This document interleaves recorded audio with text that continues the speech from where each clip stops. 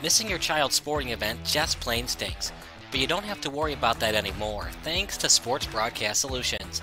SBS is a live broadcasting network, as well as covering your on-demand needs, recruiting videos, highlight reels, and much, much more. We can broadcast live to any website, and we also post as much on-demand content as you need. For more information about SBS, check out our website at sportsbroadcastsolutions.com. Sports Broadcast Solutions, a broadcasting network for everyone. Sports Broadcast Solutions is a broadcasting network for everyone. For those of you that just want raw footage of your sporting event, but no play-by-play or color commentary, you just need us to live stream video from the event over the internet. We will live stream your event on YouTube on our Sports Broadcast Solutions channel. In addition, we also have a dedicated channel on YouTube for live streaming at SBS Livestream. And if you need multiple channels, we can utilize Facebook Livestream and Instagram Live on our channel as well. Options include commercials from your sponsors, professional scoreboard graphics are still available, and of course, yes, pre- and post-game interviews are available as an option if you want. We've been working really hard this whole summer and stuff. Whatever your sports broadcast needs, we are at sportsbroadcastsolutions.com. Check us out and become part of the digital sporting world.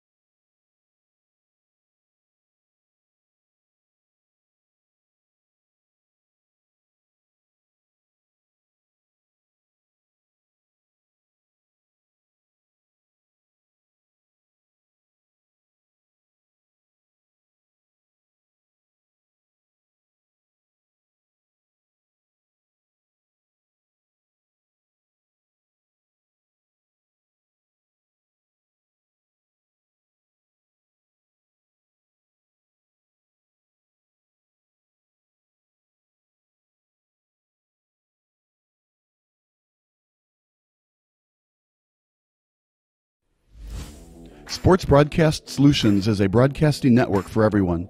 We broadcast sporting events for people of all ages, including adult leagues, high school leagues, and kids.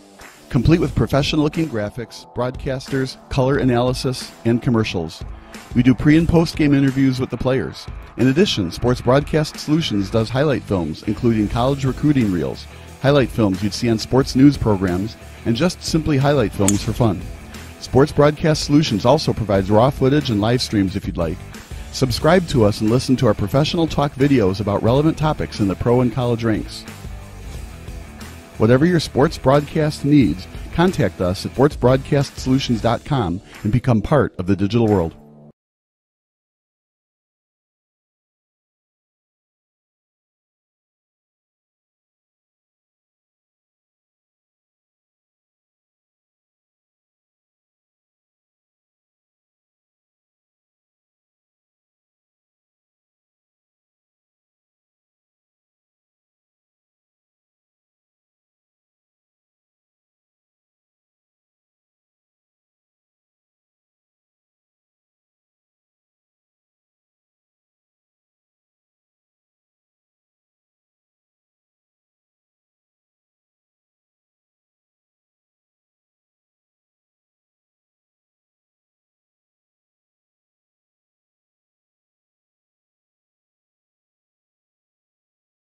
understand that neither of these ball clubs have won a World Series. Even crazier, one of these teams hasn't even won a postseason series. To get a better grasp of this moment, we need to use a time machine. In other words, we need to rewind. The Rockies have Matt Holliday on third base and less than 2 outs. This is crucial because any fly ball to the outfield can theoretically send the Rockies to the National League Division Series on sacrifice fly. However, the mere fact that the Rockies are hosting this one-game playoff is crazy to think about. Back on September 15th, the Rockies were just 76-72. Yeah, you heard me right. Just 16 days ago, the Rockies were barely above 500. So how the heck are the Rockies even tied with the Padres for the National League wildcard spot? As Al Davis would say, just win, baby. Just win, baby. Yeah, the Rockies have sure won a lot of games lately. An unfathomable 10-game winning streak from September 16th until September 27th saw the Rockies go from 4.5 games back of the Padres to just 1. In a twist of fate, the Rockies swept the Padres during that winning streak to get back into the NL wildcard race. But hey, that was just a lucky winning streak, right? There's no way this ball club led by Clint Hurdle could win 2 out of 3 against the first-place Arizona Diamondbacks and sneak into the playoffs, correct? And if you answered anything but yes to those questions, you'd be dead wrong. Arizona ended Colorado's winning streak during Game 1 of the crucial 3-game set, but after dominating the Diamondbacks 11-1 on September 29th, the Rockies held on for a 4-3 win on the last day of the regular season. Nail-biting wins have been nothing new to the Rockies and their fan base. One of their wins during the 12-1 finish to the regular season included a 14-inning victory over the Padres. But have the Rockies simply taken the wild card away from the Padres, or did San Diego majestically crumble down the stretch? Well, it's a little bit of both. Entering MLB game action on September 16th, the Padres were 80-67. They ended up finishing the year at 89-73. So a 9-6 record in their last 15 games is nothing to be embarrassed about from your ball players. But a 3-game sweep at the hands of the Rockies was still pretty bad, especially considering that all 3 games were at Petco Park. Also, the Padres had the Brewers down to their last strike on September 29th, but Tony Gwynn Jr. knocked a game-tying triple off Trevor Hoffman to send the game into extra innings. How brutal irony is that? The son of the greatest Padre ever quite possibly stopped you from going to the playoffs. What gets lost in the shuffle is that the Rockies were actually a third-place team in the wildcard race prior to their incredible finish. The Dodgers were up 3 games on the Rockies after all the games concluded on September 15th. So what the heck happened to the Dodgers? It's hard to exactly say why they simply forgot to play baseball, but their final record speaks for itself. On September 15th, the Dodgers were 10 games over 500. By September 30th, the team barely finished with a winning record at 82-80. You can't make this stuff up. The Dodgers went from 79-69 and just 1.5 games back on San Diego for the wildcard spot to finishing 7 games back of both Colorado and San Diego. Colorado literally had to sweep Los Angeles to knock the Dodgers out of the playoffs, and the Rockies did just that from September 25th until September 27th. The Dodgers might be known for playoff choking nowadays, but late-season chokes are nothing new to the Dodger faithful. Anyway, back to the Padres and Rockies. The Rockies were 12-1 down the stretch, but a minor choke job by the name of Ron Burgundy allowed Colorado to host a 1-game playoff. The Padres were 2 games ahead of the Rockies on September 29th, meaning they just had to win either of their next 2 games against the Milwaukee Brewers or 1 Rockies loss the next 2 days clinched a wild card spot for Bud Black's team.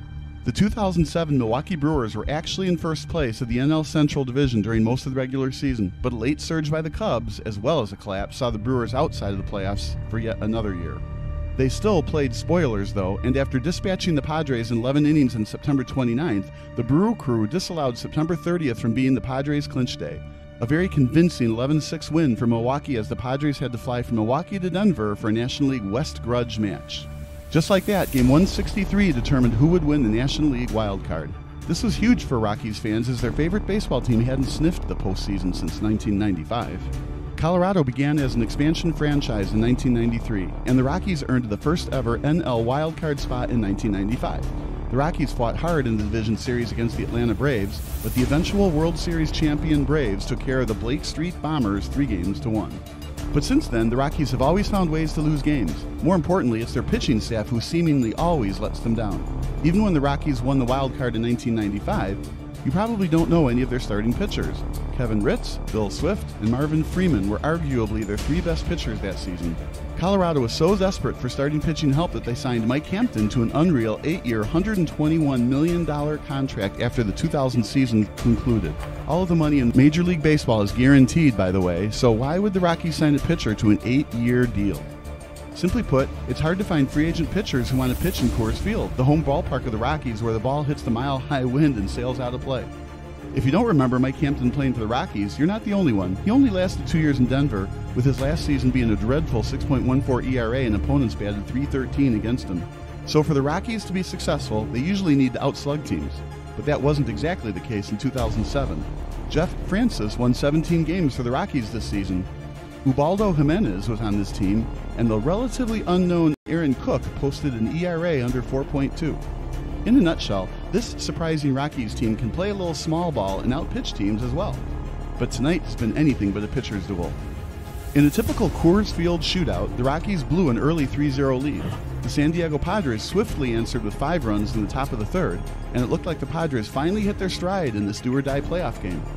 And while the Rockies are unknown for playoff success, the history of the San Diego Fathers isn't a happy story either. The Padres have been to the World Series twice, but they've only been to the postseason a grand total of 5 times coming into tonight. Since joining Major League Baseball in 1969, the Padres have mostly been an afterthought in the National League West.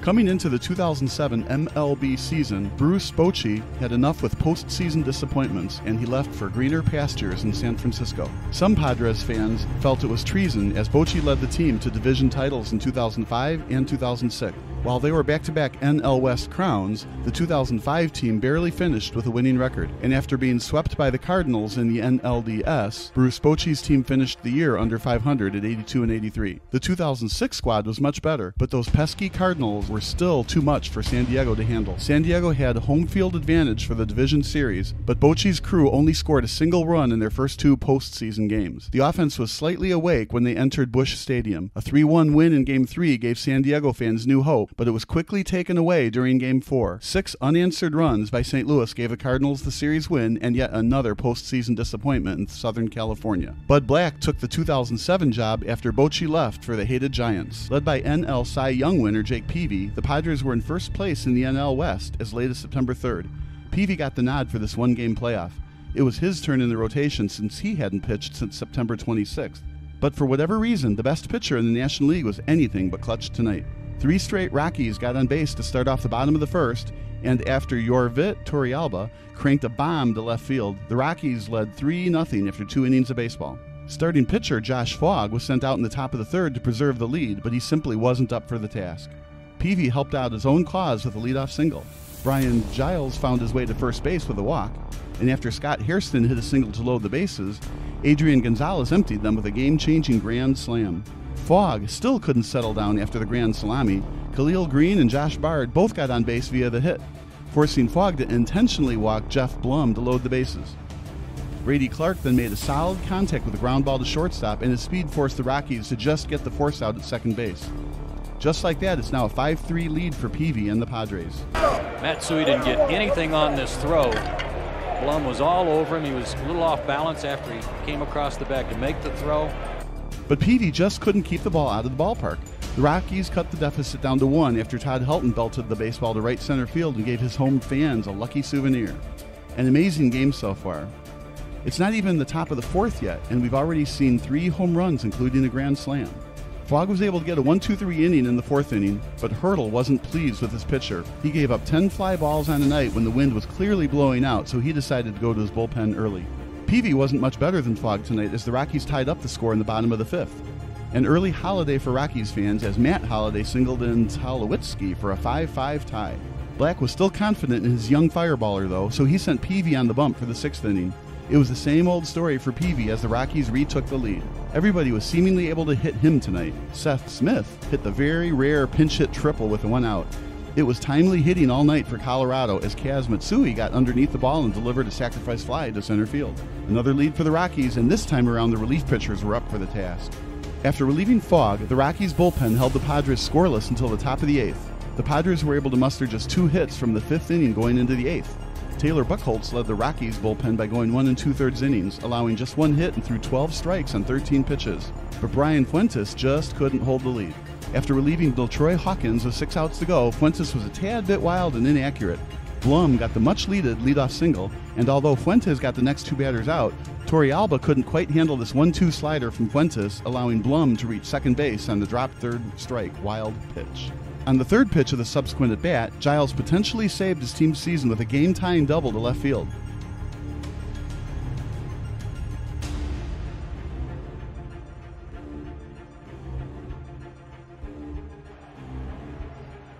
A high pitch that Giles was just trying to fight off, and he did. Got pretty good wood on it, and maybe that's what fooled Holiday as it sailed over his head. But Hairston couldn't send Giles home after that. Granted, Tulowitzki's dart from shortstop. Helton's great stretch at first base was excellent defense.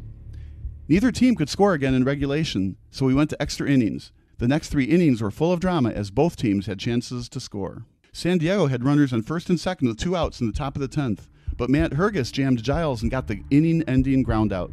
Colorado had a golden opportunity for a walk-off win in the bottom of the 11th. With Brad Hopp at the plate, Colorado had the game-winning run 180 feet from home, but Joe Thatcher fooled Hopp on an 88-mile-per-hour fastball to end the threat. The Padres had their own runner in scoring position with less than 2 outs in the top of the 12th, but Brian Myro struck out, and Michael Barrett grounded out to keep the score at 6-6. The Rockies went 1-2-3 in the 12th game as the game entered inning number 13. And this was quite possibly the greatest extra inning in professional baseball history. 5 total runs would eventually be scored in this inning. With everything on the line, the offenses for both teams woke up in a huge way. San Diego struck first in the top half. Giles quite possibly had the game of his life by reaching base yet again. This time it was via the leadoff walk. Hairston, who was looking to make up for his anti-RBI single in the 8th inning, came up big with a giant 2-run homer to give the Padres the lead back, their first one since it was 5-4.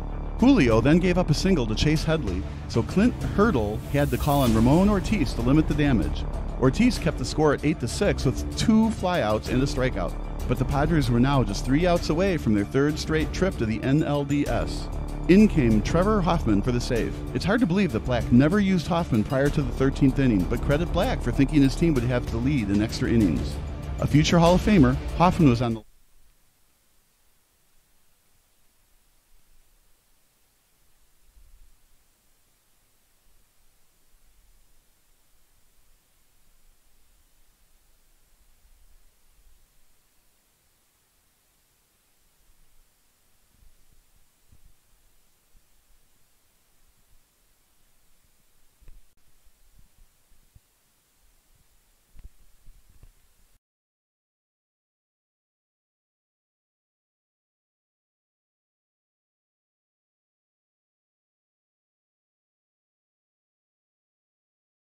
to the pregame show presented by Sports Broadcast Solutions alongside Liam Crotty and Kyle Smith. I'm Connor Klingen. We're here with the 13U Lamont Lightning before their first game of the season against the Hitmen. So we're going to introduce you to the Lightning. So what's your name? My name is Nick Goenda.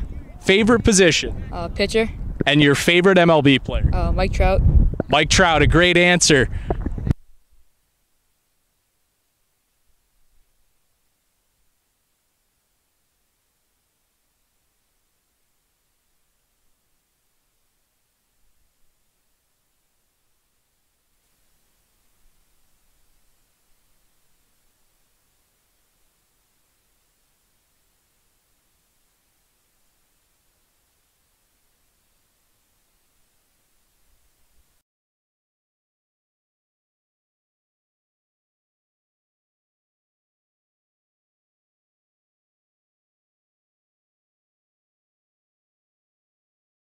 My name's Alex Xavier Miranda. My favorite position is pitcher, and my favorite baseball player is Shohei Ohtani.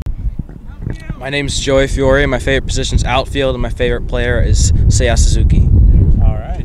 My name's Ethan Shakora. My favorite position is third base, and my favorite baseball player is Tim Anderson. My name's Corey Laga. My favorite position is catcher. My favorite. Big win, Gus here. And my favorite player is Eloy Jimenez. Hello, my name is Mason Siwick. My favorite position is catcher, and my favorite baseball player is Ronald Acuna Jr. Hi, my name is William Sham. My favorite position is pitcher, and my favorite baseball player is Javi Baez. Hi, I'm Nicholas Campione, and my favorite position is outfield, and my favorite player is Chris Bryant. All right, the Lamont Lightning 13U getting set for their first game of the season. Guys, are you going to win today?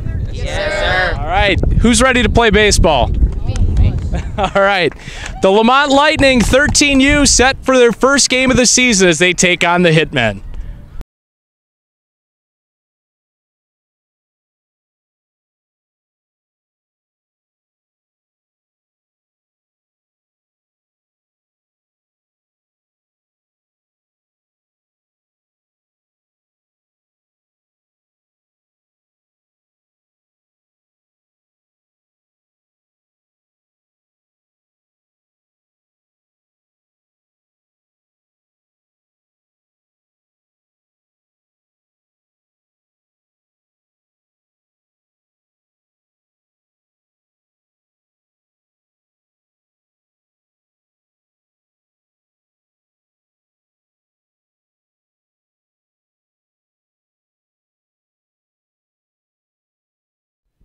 Sports Broadcast Solutions is a broadcasting network for everyone. Instead of spending hundreds or thousands with all these college recruiting sites, let us put together your college highlight reel. For just a fraction of your potential college scholarship and significantly less than these recruiting services, we got this. In addition, we put together highlight reels for teams, including high school, your club team, or travel team.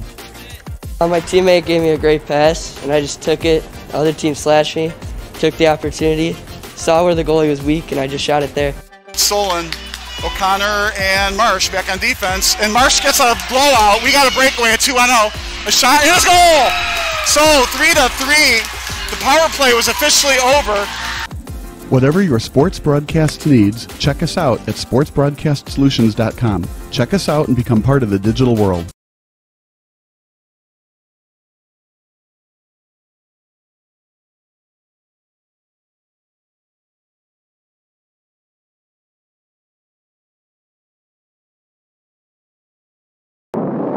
Good evening, everybody. Welcome to another production of Sports Broadcast Solutions. I'm Kyle Smith alongside Connor Klingen. And Connor, it's overcast, but thank God there's no rain today. Yeah, at least we have no rain. Apparently some big storms coming in tomorrow, so good thing that everything held off. Just overcast and blustery. The wind is blowing straight in, so it's going to be difficult to hit the ball out of the ballpark today. Well, we're in left center field. It's, I don't know, I'd say a decent day for baseball. I wish we were a little warmer, but 55, well, we got some wind, but not too much wind. And let's give you the starting lineups. First for the Lightning, that's brought to you by SportsBroadcastSolutions.com.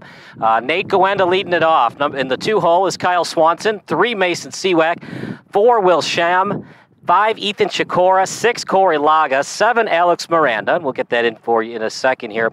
But, you know, you go down the list, Connor, we saw their stats, and Corey Laga, if he comes out of the bullpen today, he had a heck of a fall pitching the ball for the Lamont Lightning. He absolutely did, and you do have that adjustment. You know, you go from 12U to 13U. Everybody gets that offseason. They get a little bit older. They get a little bit stronger. So this is a chance for these players to prove themselves early in the season. For Lamont, it's their first game of the year, and so you want to keep that momentum going from the fall and hopefully just get that much better after the practice that you had from the winter and the early spring.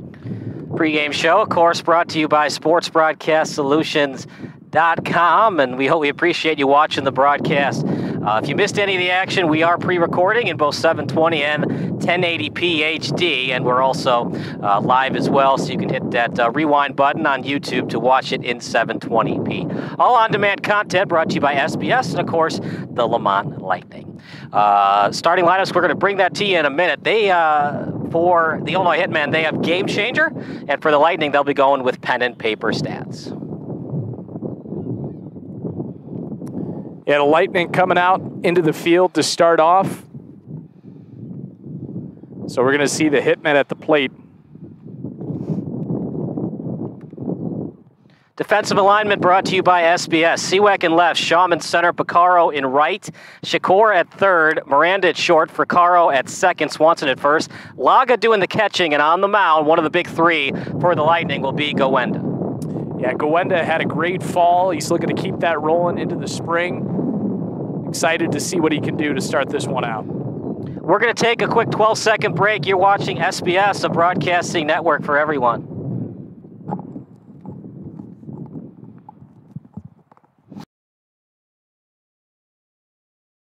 This is Sports Broadcast Solutions, a broadcasting network for everyone. Check us out at sportsbroadcastsolutions.com and become part of the digital sporting world.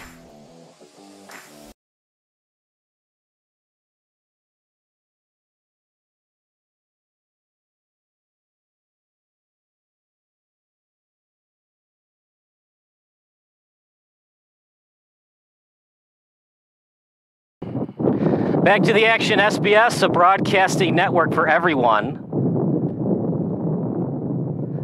You can also text the text line tonight at 330-957-7653, your favorite MLB, high school, or college baseball memory. Got the White Sox, of course, opening up play today as well, at home at least, taking on the Seattle Mariners.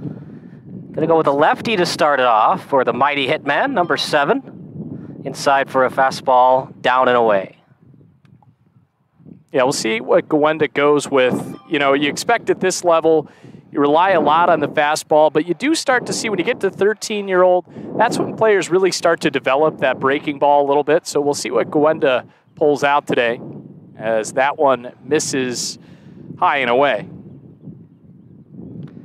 Not a good way to start. 2-0, obviously, but, you know, you're not always going to throw strikes, and as much as I love Dylan Cease, this is something he struggles with a little bit. Yes, no, it can be. He looked very good in his first start against the Detroit Tigers, but that's something he's got to work on to get to that next level of hopefully contending to be a Cy Young type candidate year in, year out. Here's the 2-0. That's softly grounded towards third. Bobbled a little bit. The throw to first is in time. Yeah, you're going to get those jitters in a game like this. Both teams have not been able to play due to the rain. But you know what? As long as you get the outs, obviously the analytics, you know, your range factor, I don't know if we count that at 13U, but that's going to count for a play like that. But in the score sheet, it's a 5-3 put out, and that's all that matters. Yeah, really nice job there by Shakura getting that ball over there.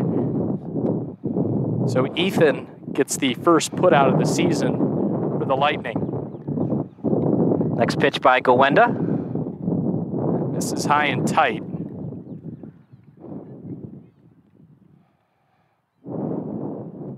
You'll see that at this level. You saw Swanson go in there to back up his pitcher. You'll see that a lot at 13U. Yeah, definitely. And you see that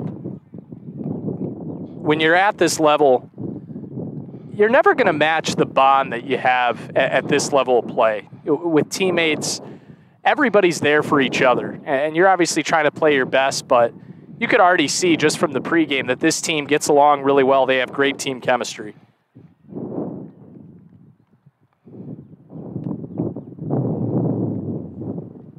2-1 the count. Next pitch coming up for Gowenda. In the dirt for a ball. Oh, they got a strike on that. 2-2.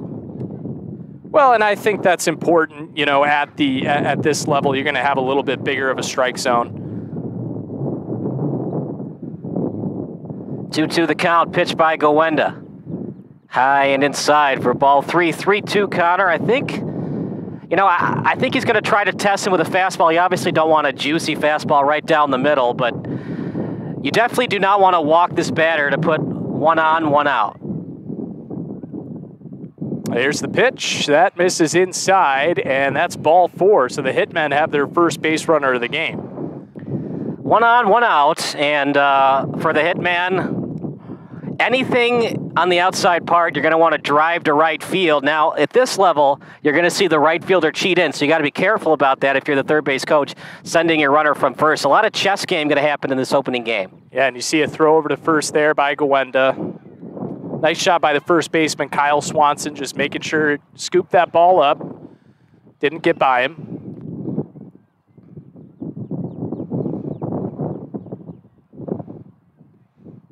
In there for a strike.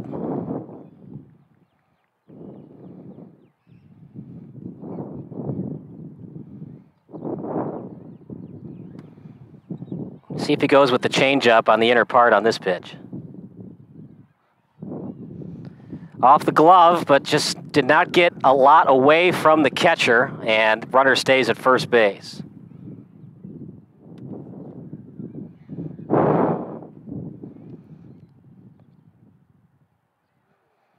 Next pitch and a pickoff play to first, safely in there.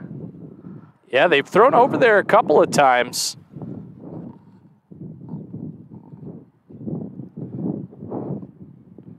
Just making sure that they're keeping him honest.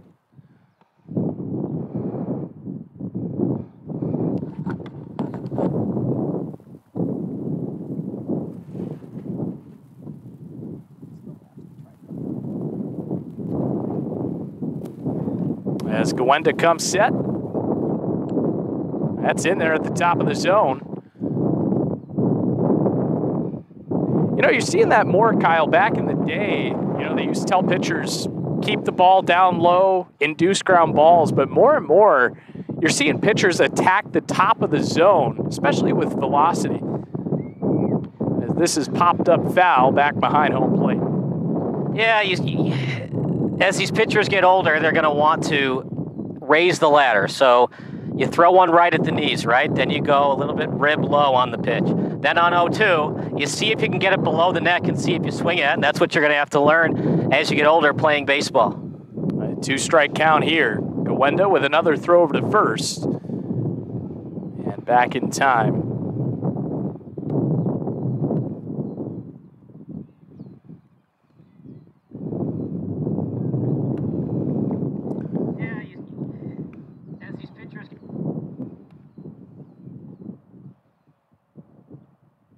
Gawenda comes set to pitch. The runner goes. It's in there for a strike. The throw down to second, not in time.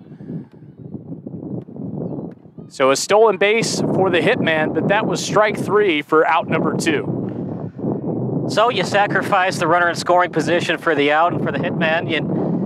You always think, well, it's only the first inning. We want to get this runner home, but it's not going to hurt if we don't get in. Well, you never know. In baseball, sometimes you think it's going to be a 5-5 game in the 7th, and, you know, the 2005 Sox, start of the year, 1-0 win, the end of the year, the 1-0 win. You never know what's going to happen in a baseball game, and it's a balk on the pitcher. No balk warnings at 13U, and that's what the home plate umpire's saying. Don't worry about the batter.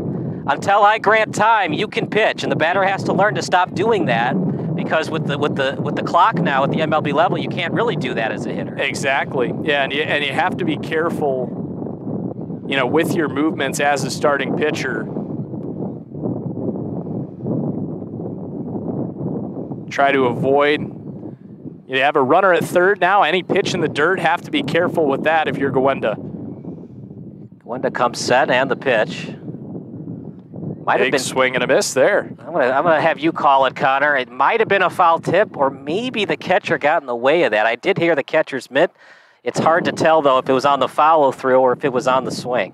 The runner would not score, though. You would just get first base on catcher's interference. And this is 13U baseball, too.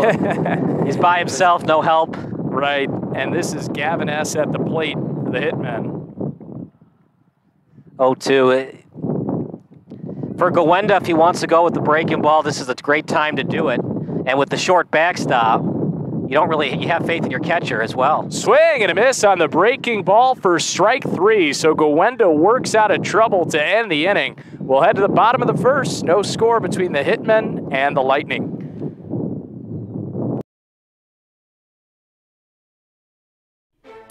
Sports Broadcast Solutions is a broadcasting network for everyone. For those of you that just want raw footage of your sporting event, but no play-by-play or color commentary, you just need us to live stream video from the event over the internet. We will live stream your event on YouTube on our Sports Broadcast Solutions channel. In addition, we also have a dedicated channel on YouTube for live streaming at SBS Livestream. And if you need multiple channels, we can utilize Facebook Livestream and Instagram Live on our channel as well. Options include commercials from your sponsors, professional scoreboard graphics are still available, and of course, yes, pre- and post-game interviews are available as an option if you want. We've been working really hard this whole summer and stuff. Whatever your sports broadcast needs, we are at sportsbroadcastsolutions.com. Check us out and become part of the digital sporting world.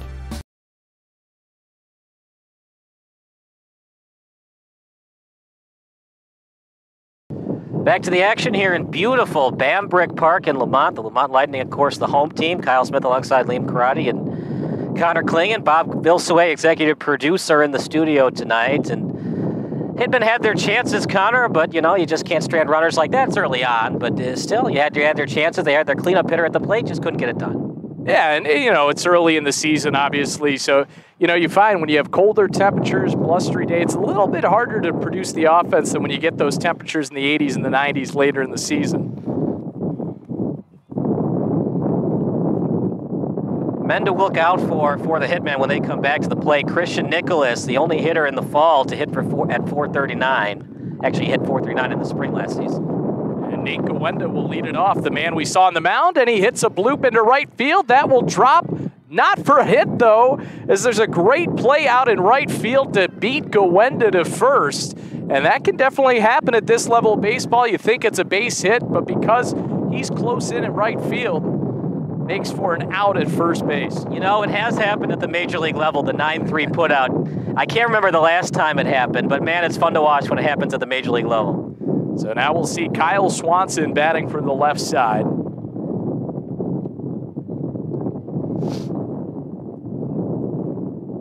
Johnson likes to use that changeup, especially down and away and behind in the count. Dimitri Johnson, the right-hander, number 1 for the Hitmen, working out of the windup against Kyle Swanson. As Swanson hits a line drive foul to the third base side there, just behind the Hitmen dugout. So 1-2 the count. Here's the pitch. That misses inside, evens up the count at 2-2 with 1 away here in the bottom of the first inning. What's the old saying? You got to wear that, kid. It's all right. It's just off the toe. It's not going to hurt. We got ice. 2-2. Oh. Just missed, and that's one that Johnson thought may have been strike 3. It runs to a full count. Yeah. Remember, it's not a major league strike zone. It's a baseball on each side of the plate. That was pretty close to strike 3. Payoff pitch. Upstairs for ball 4. So Swanson will take first base with a walk. Oh, looks like it's 3-2. Oh, check I was that. wrong. 3-2 now. So now the payoff pitch. That misses for ball 4. So Swanson aboard at first base with 1 away. And Mason Seaweck will step up. See if they try to first and third him. Right fielder's got a gun. He's playing more to the center field side, though, so anything down the line could score the runner.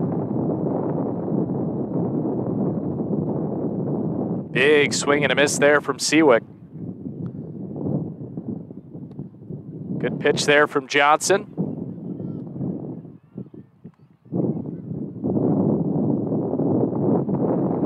Swanson at first base. He gets back in time on the pickoff attempt from Johnson.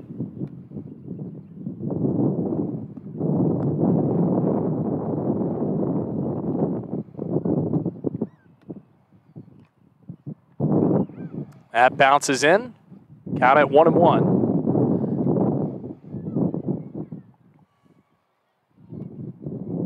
Just a final reminder, the text line's still open. It'll be open till the 5th inning. Your favorite MLB, college, or high school memory, 330-957-7653. They were trying the hit and run and a catch at third base, an opportunity for a double play back at first. Not quite in time. That's the problem with the double play. Now, on a straight steal, that could happen as well. But if the sign is on for a straight steal, batter will usually not swing unless it's out of the strike zone. So that's why you kind of see the hit and run away from the MLB level. It's more analytically driven. Outs are really important, and that time they get burned on the hit and run. So that brings up Will Schwam with 2 down here in the first.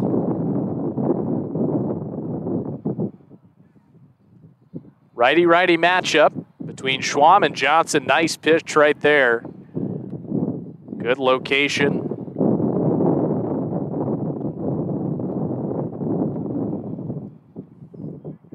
As Johnson gives a long look in. Now the pitch. Schwam pops this up to the right side, and that is out of play. 0-2, probably going to see a fastball in the inner part. See if he can jam him. Either going to be a strikeout or a little nubber back to the pitcher.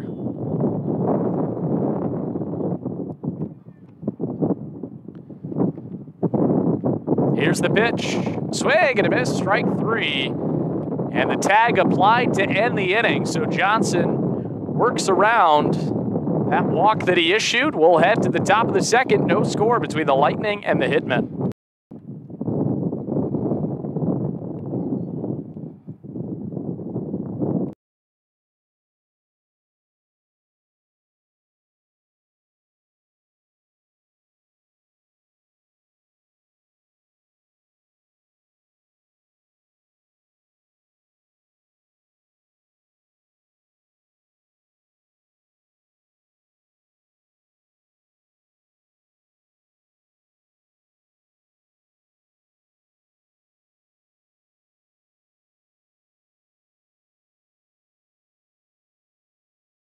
We zoom in on the action and always have a live scoreboard with a live time code.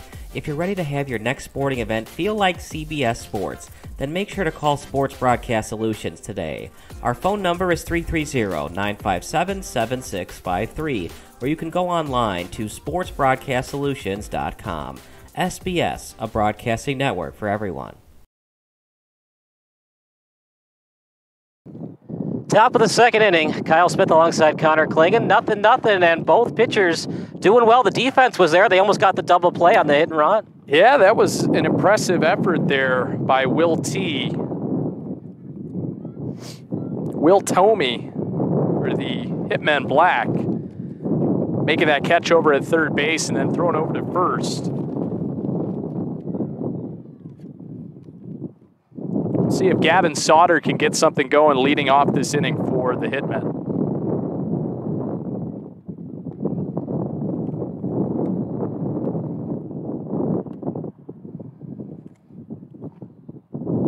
Outfield at medium depth with the wind blowing out like this.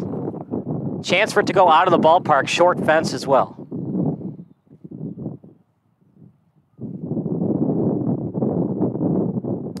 Cut on and miss by Sauter. Wind really starting to pick up. So outfielders are going to have to get on their horse. Anything up in the air tonight on a fly ball. 0-1. That's tap foul behind home plate. Yeah, it looks like Johnson's going to have to choke up a little bit. He's a little bit late. A little bit too much on the front stride. A little bit less on the front stride. Wait back, choke up, and try to hit something to the opposite field.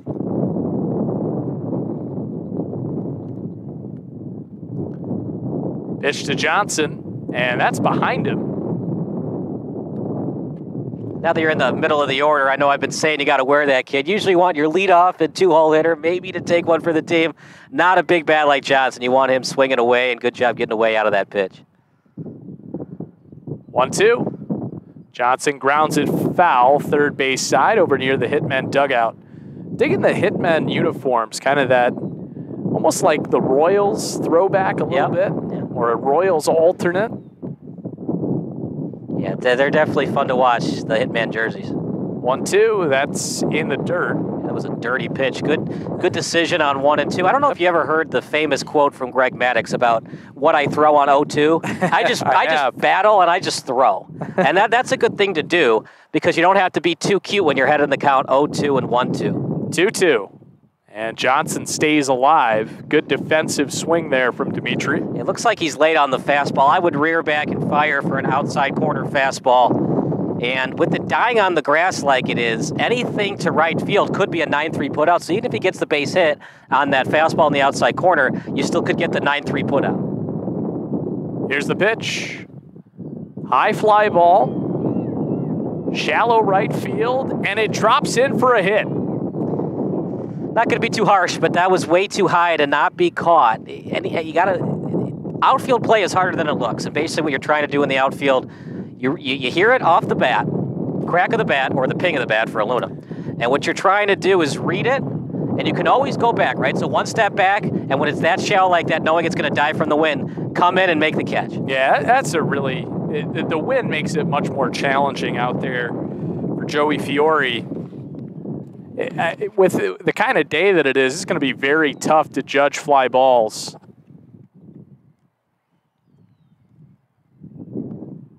As Gavin Garganto Steps in, runner goes, swing and a miss. The throw down to second, not in time. So a stolen base for Johnson. In a nothing game like this, well, what's the old rule? You don't want to make the first or third out at third base, unwritten rule of baseball, but the way he's getting jumps off the pitcher, I like Johnson to maybe think about stealing third, depending on what kind of leadoff he can get. Man on second, nobody out. The pitch to Garganto. That got by catcher briefly. But Corey Laga able to recover there in time, so Johnson stays at second. Yeah, like I said, short backstop. Got to be careful. Probably not a lot of steal homes tonight unless it takes that weird hop off the fence. Here's the pitch. Outside.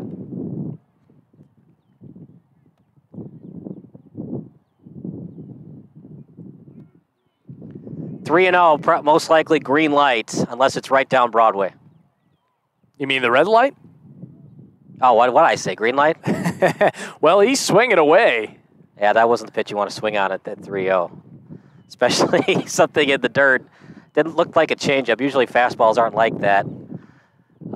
Give him the credit, though. Threw a changeup on 3-0. Yeah, creativity at its finest. Yeah, courageous, too, there from Gwenda. Confident he was able to locate it. And now a swing and a miss, and that was actually strike three. So that was a 3-1 pitch that he chased there in the dirt. But that's the first out, an important one for Gwenda. You look at the pitching stats. They're brought to you by Game Changer as well as SportsBroadcastSolutions.com. We talked a lot about Laga. Look at that nasty changeup in the dirt like that. Johnson going to try to steal, and he will get in there safely. Dimitri Johnson is second stolen base of the inning now. Yeah, that's not a pass ball. It did go off the glove, but it was a tough to handle changeup. So I'm not going to give him pass ball like that. Usually only give pass ball if it goes straight to the backstop. And Johnson has good speed anyway, so that's it's a delayed steal. We'll see what Peter Carter can do. One out, man at third. So you'd even take the productive out here. Infield playing in for the Lightning. Yeah, a day like this, and you never trust the weather, man. It looks like it's not going to rain, but it's starting to get a little darker. You never know. It's 4 innings for an official game, and in travel ball, you play continuation if you need to make up the game. So every run matters in a game like this. That's over the head of Carter. And Johnson also has to be careful because his run matters, but you can't just, get thrown out on a 1-2 put-out. So you got to be careful. It's not a hugely deep backstop as some of the ones you see at some fields around the Chicagoland area, as that's in there for a strike. But you know why that was a strike? Well, the umpire missed it. But also, great frame by the catcher. Sometimes, and I used to do this too as a catcher, I would cheat up. I'd get the butt up. Umpire can't see the strike zone. When you stay down and place the ball, that's how you frame it. Swing and a miss, strike three. Another strikeout for Gwenda. And an important one there to get the second out of this inning with the runner at third. Now the infield comes in here.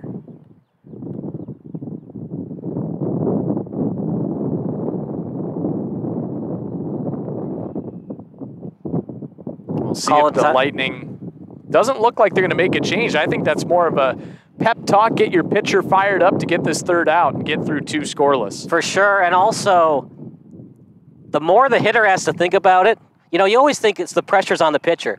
Not always, especially when a pitcher has back-to-back strikeouts like Gwenda has. Now the hitter's got to think about it. Now he's like, man, we had a runner at third and 1 out. Now I got to get him in, or it's still 0-0 going into the bottom of the second. Reed Staub with a swing and a miss on the fastball from Gwenda. So sometimes, calling time, it's about changing the rhythm as much as it is talking to your pitcher. 0-1. Cut on and miss. 0-2 the count. Gwenda just 1 pitch away from striking out 3 straight hitters. Got to choke up. You got to find a way to make contact. Cannot go down swinging or looking here. 0-2, that's outside. Notice something smart from the Lemont outfield, rather. They came charging in with the 0-2. They understand here that Staub's trying to protect defensive swing. They don't want to allow one of those bloop singles that Johnson started the inning with. For sure, and with the win, we saw it in right field. That's in there for, he swung at it. 1-2 dropped in for strike 3, so what a job by Gowenda to strike out 3 straight. We head to the bottom of the second, no score between the Hitmen and the Lamont Lightning.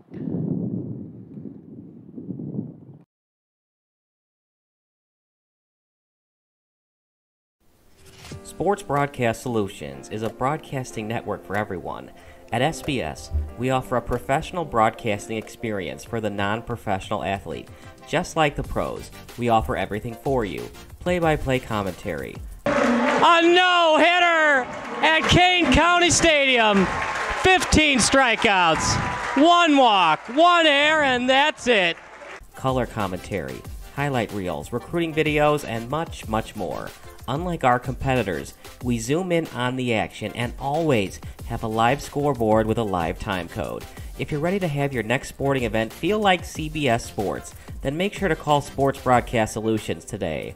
Our phone number is 330-957-7653, or you can go online to sportsbroadcastsolutions.com. SBS, a broadcasting network for everyone.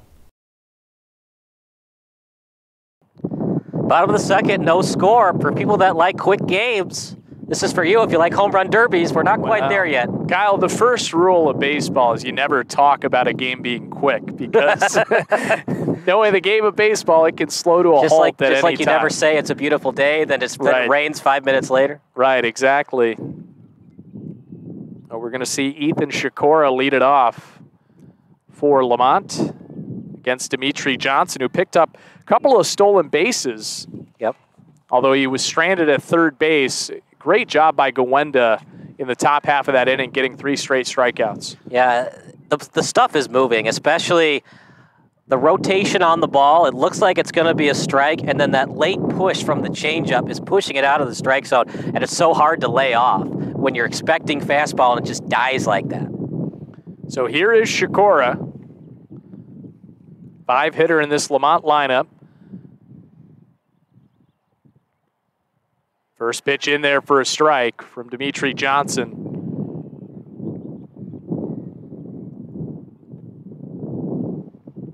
See if he goes with a fastball in the outer part. That missed inside. The count at 1-1 here to Shakora. Lamont hoping to start their season at 1-0. They were supposed to play on Sunday. Weather was an issue there.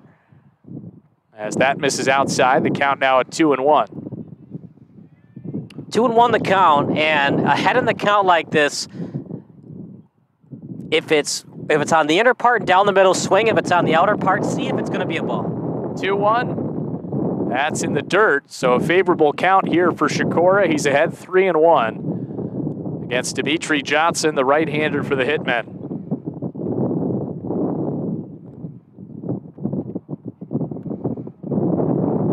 3-1 count, have to be selective here. But not too selective like the 3-0, and here's the pitch. And that's way outside for ball 4. So Shakora reaches with a walk.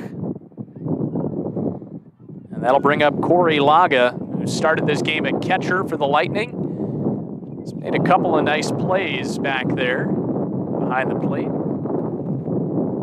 He sure has, and Laga, a great athlete. He pitches a lot on this team. He might be the X factor for a victory today for the Lightning. And that gets by the catcher Staub, and heading into second base is Shakora. Decision time for Johnson. That is a big runner, obviously, but you don't want to get out of rhythm. You don't want to get off your pace, so to speak. So you still want to get the out here, but you have to be careful the runner at second as well. Cut on and miss. High fastball. Laga chased it. Good off-speed pitch. 2-1. I think you just rear back and fire. Anything that's not down the middle. I like the way that Johnson is changing speeds. I think it'll be a swing and miss. Here's the pitch. That's upstairs. A walk isn't the worst thing here because in a close game like this, you have four first, second, and third. You don't want to walk him, but a juicy fastball right down Broadway, that could be a 2-run homer. Here's the pitch. There was. That's in there, and that's a good pitch. Because it was right there on the inner half, not right down the middle like you were talking about. Now it runs to a full count. That's one that Laga usually drives, though. I just don't think he was expecting it. I think he was looking for something at the knees or at the belt. Sikora with a sizable lead at second. Laga takes ball 4 high. Like Check that, it was ball 3. Yeah, I'm off. It's hard because it one team's using Game Changer, one team isn't. I'm still at fault now. No worries. And we're out here in center field, so a little bit difficult to see the umpire as well. Here's the payoff. Swing and a miss, strike 3. So Laga down on strikes, and that's a key out for Dimitri Johnson. 1 on, 1 out, and with the outfield playing shallow, you can consider trying to nail him at the plate. The problem is the grass is a little bit wet, so it is going to die on the grass. So you have to be careful if you're going to try to nail him home. It's got to be a clean 2-hopper, and then you crow hop it to the plate. Alex Miranda stepping in, and the first pitch is outside to him. Boy, this wind has really picked up. Yeah, this is going to be the game right now. So, but these are the conditions. It's not cold. It's just windy. You got to be aware of that when you're in the outfield today. 1-0 is fouled to the right side, out of play. 1-1, runner at second. If I'm Johnson, don't change anything. Don't get too cute with it. They're having trouble matching your fastball. Just rear back and fire. Here is the 1-1, runner goes, swing and a miss. No time there for the catcher, Staub. So Sikora with the stolen base. So now a runner at third for the Lightning with just 1 out here in this bottom of the second. Nobody else on base, so obviously fly ball to the outfield. You're shooting him regardless unless you have to backtrack to the warning track. The pitch to Miranda. That misses low and away. Close game like this, if you can get a really good lead and a running finish on your secondary, anything past the catcher, even with the short backstop, game like this, you never know if you're going to get this chance again. Maybe think about it at third base if you're the Lightning. Pitch to Miranda, that's fouled back to the backstop.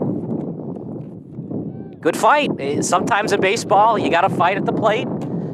Just got a piece of it. You know, the old song, staying alive, staying alive.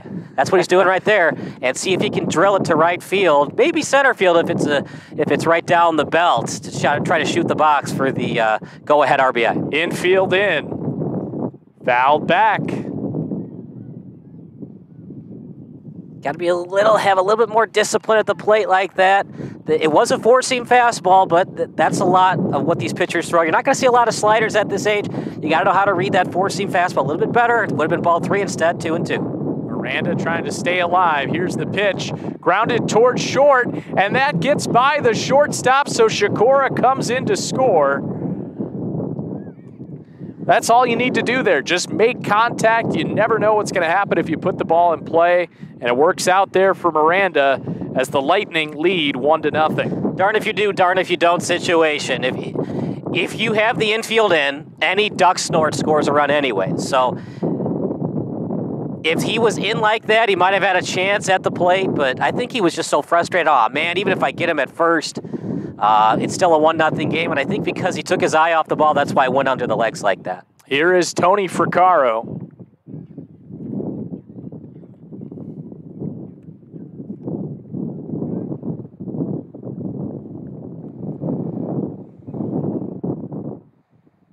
One-0 pitch. That's foul tipped into the glove. Count even at 1-1 with Miranda aboard at first base. And the Lightning ahead 1-0. Throw over to first, and Miranda back in time. Yep, you just want to keep him close. It's always easier to steal on a righty than a lefty, and that's why as these kids get older, they're going to work on that slide step. Quick to the plate, but when you work on the slide step, sometimes it can impact your pitching because you're so used to the leg kick at the younger levels. That pitch misses outside from Johnson.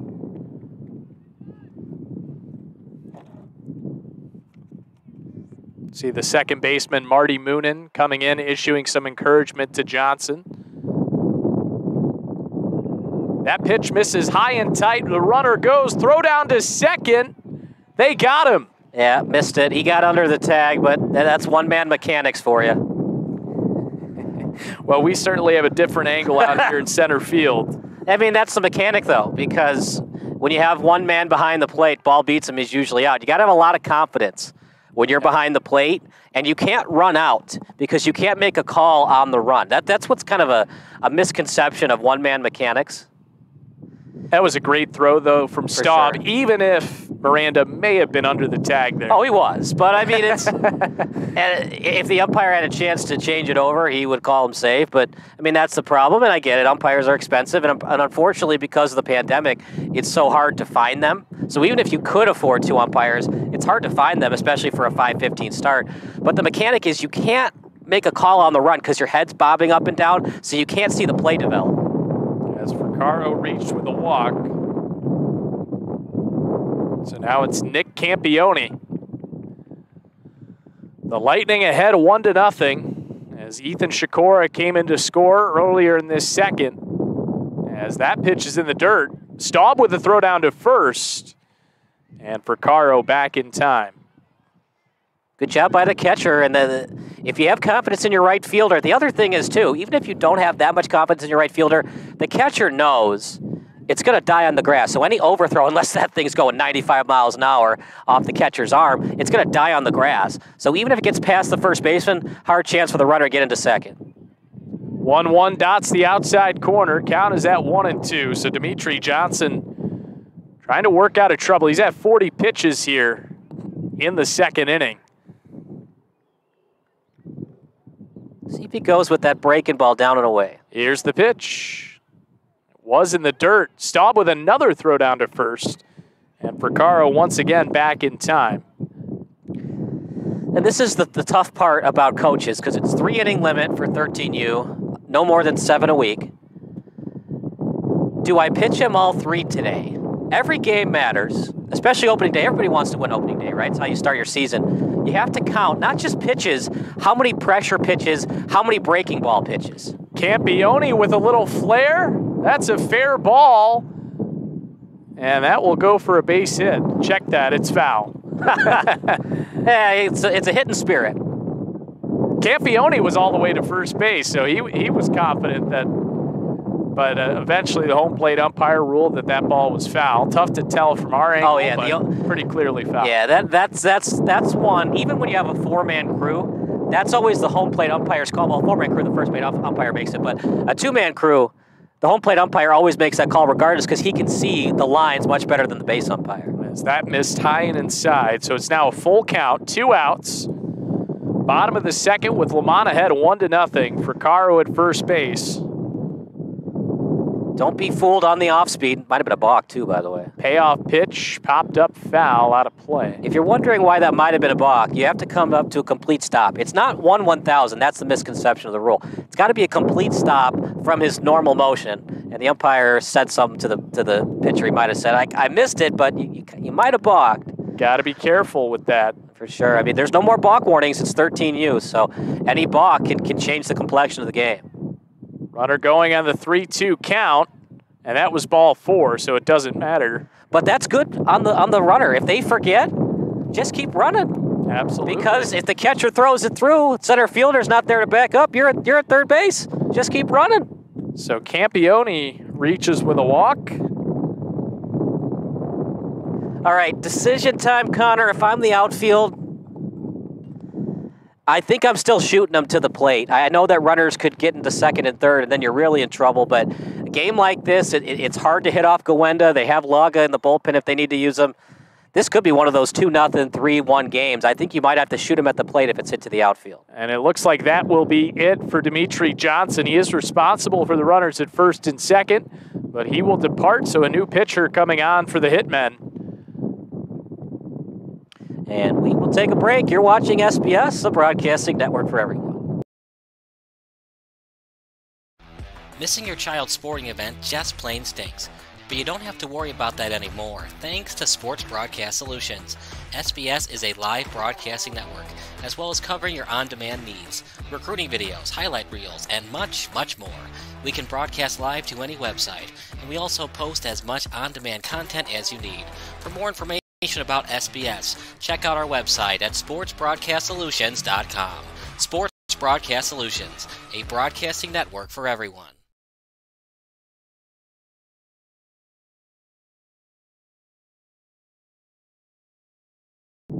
Back to the action, runners at first and second. This is the pressure cooker for the men in blue, the Hitmen. They haven't been hitting, though, and if they give up another hit, the Hitmen better start hitting because they'd be down 2-0, and the way that the Lightning are pitching, that might be all the Lightning need on the scoreboard to get the win. And it's now Will Thome who's entering the game.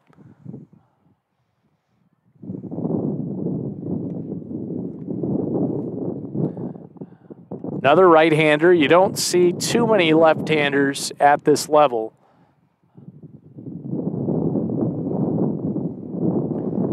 Just hard to recruit for. There's so many different sports. There's not many lefties out there. I mean, well, yeah. But I mean, it's so hard to recruit for baseball players now because now there's lacrosse, and now you have middle school rugby, and we've got soccer and cricket. Well, not really cricket, but dodgeball. And there's so many different sports for kids to play now. It's not just sandlot ball, and when travel ball started up in the late 90s, everybody plays travel ball still, but there's lacrosse now and soccer, and now we got spring hockey, travel hockey. If you really want to, you can play into May, 3-on-3 pond hockey. There's so many different sports for kids now. It's so hard to find lefties on the mound. A lot of options out there now. Here's Anthony Pecoraro for Lamont.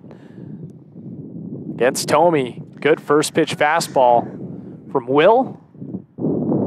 Got to be aggressive. I know that you want to be the hero and get the base hit and you work the count, but you're never going to see a pitch better than that. Sometimes just be aggressive and swing on the first pitch. 0-1. Foul to the right side.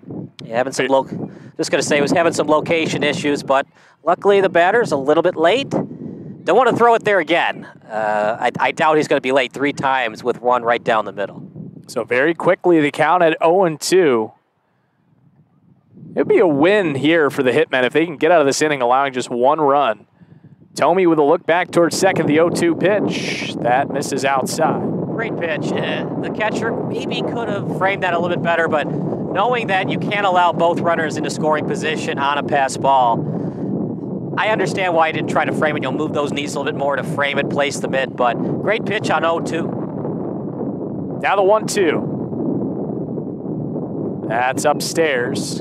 Count now at 2-2. Good job by Pecoraro to battle back in this at-bat.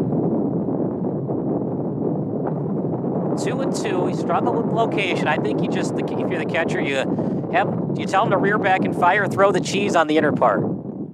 2-2 pitch. Strike 3. What a pitch from Will Thome to work out of trouble. Lamont strikes first, though. The Lightning ahead 1-0 as we head to the third here on Sports Broadcast Solutions.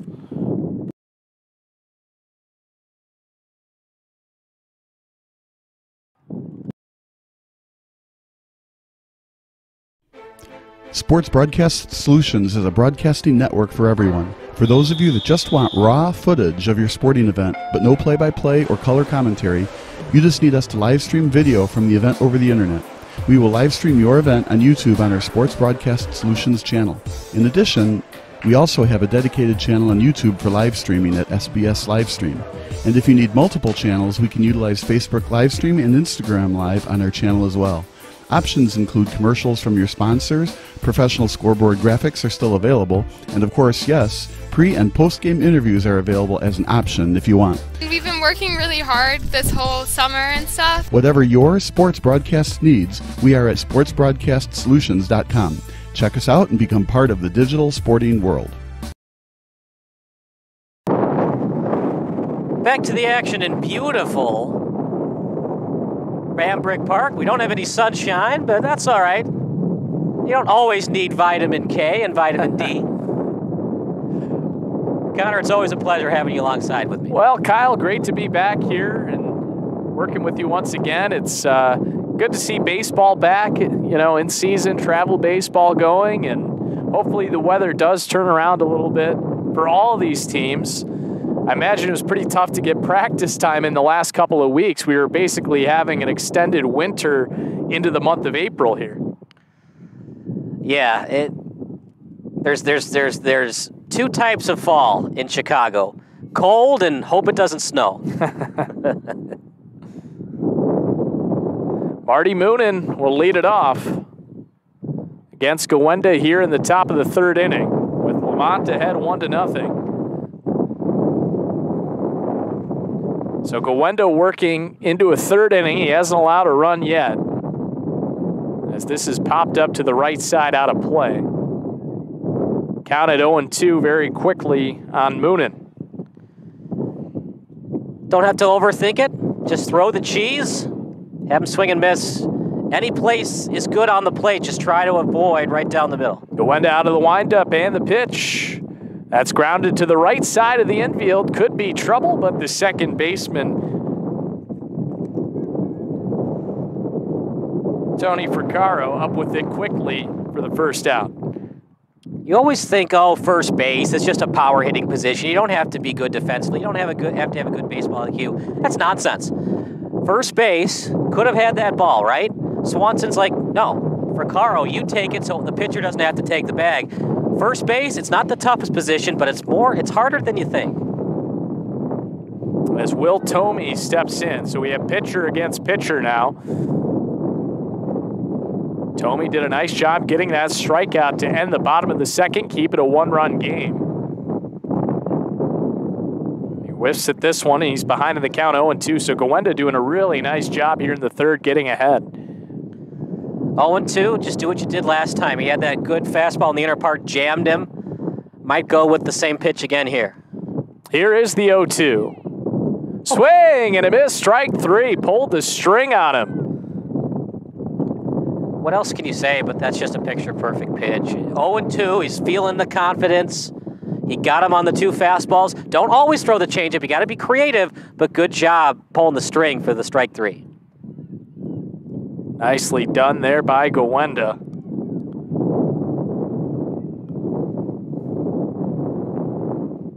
Not much a catcher could do on that to frame it. You move the knees, possibly, but that was almost going to hit the batter, so no way you can frame that on 0-0. First pitch miss inside to Taylor Mazer.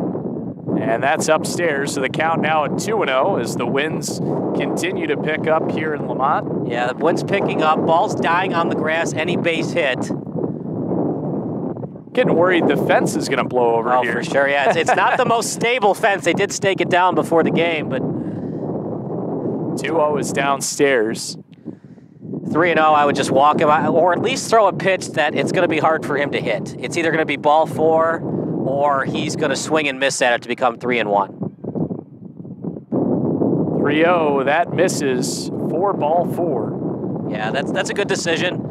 Got to know the score. You haven't had a lot offensively, and the hitmen haven't been able to do much hitting the ball. Don't give them something right in their wheelhouse that they can drive for a double or possibly a triple. So Mazer reaches with a walk. That brings up Owen Marshall. First pitch to him is popped up to the right side, out of play. You know, if you're wondering why that happens, when they get tied up like that in the inner part and it's a foul ball to the first base side, the reason that happens is sometimes it's hard to get those hands in and you overthink it. Sometimes hitting an inside fastball is just as hard as hitting that outside fastball. 0-1. And it looks like we had time called. May have been another balk there.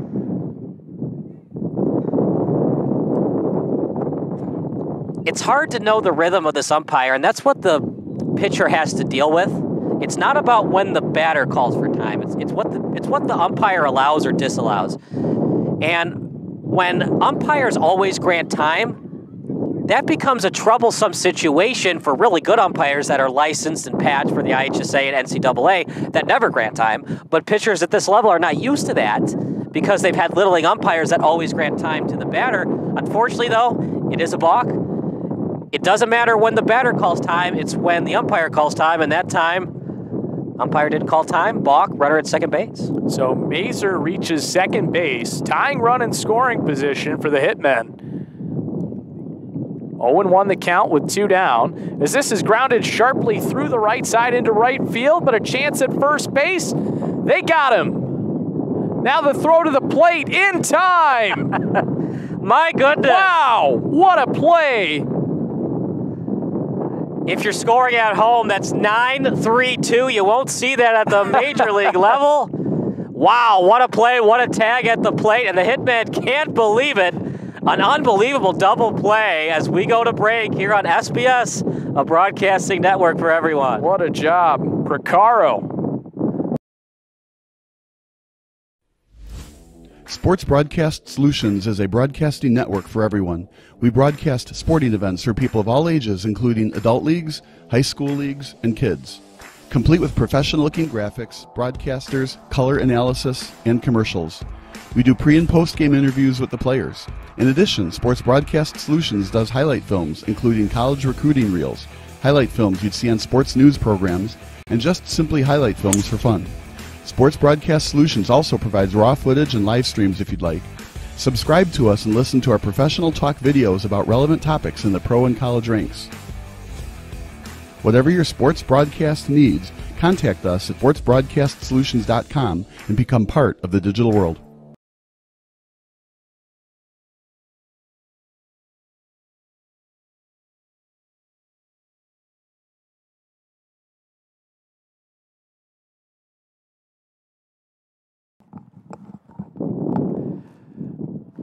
Bottom of the third inning, the Lamont Lightning ahead 1-0, and what a way to end the top of the third.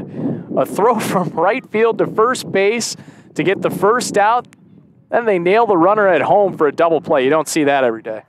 The talent and the athleticism in baseball compared to when we used to play, Connor, it's just night and day. I mean, I never saw that when I played. 9-3-2, we get the out at first, and my gosh, the throw to home, it's a perfect dart on the tag. You know, there's no more blocking. You still have to, give the runner the plate, but caught it, then made the tag. My goodness, what a double play to end the inning. Pecoraro to Swanson to Lago. What a job. 9-3-2 on the double play to end the inning. Joey Fiore will lead it off for the Lightning against Will Thome. And he foul tipped that one in and out of the catcher's glove. Well, we hope so. If not, some of the coaches like, you got to squeeze that by the plate. 0-1. Wave and a miss. All right, I'll give him the benefit of the doubt. Looks like it was a foul tip because he squeezed that very well. 0-2. Last reminder, text line's open, 330-957-7653. Reed Staub back there, the 0-2. Strike 3. Not sure what he was waiting for on that one. And maybe he was thinking a high fastball. And that's why I always bring up the Greg Maddux quote. You don't have to always throw your best pitch on 0-2.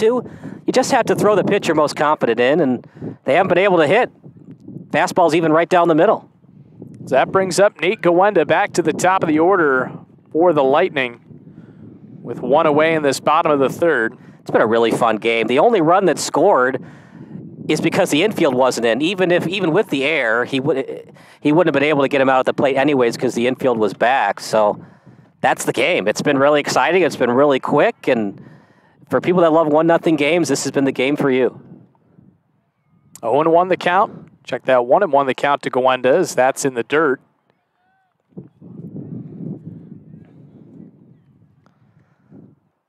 Gawenda was called out on a 9-3 putout his first time up. He blooped a ball into right field, but shallow right. He was thrown out at first.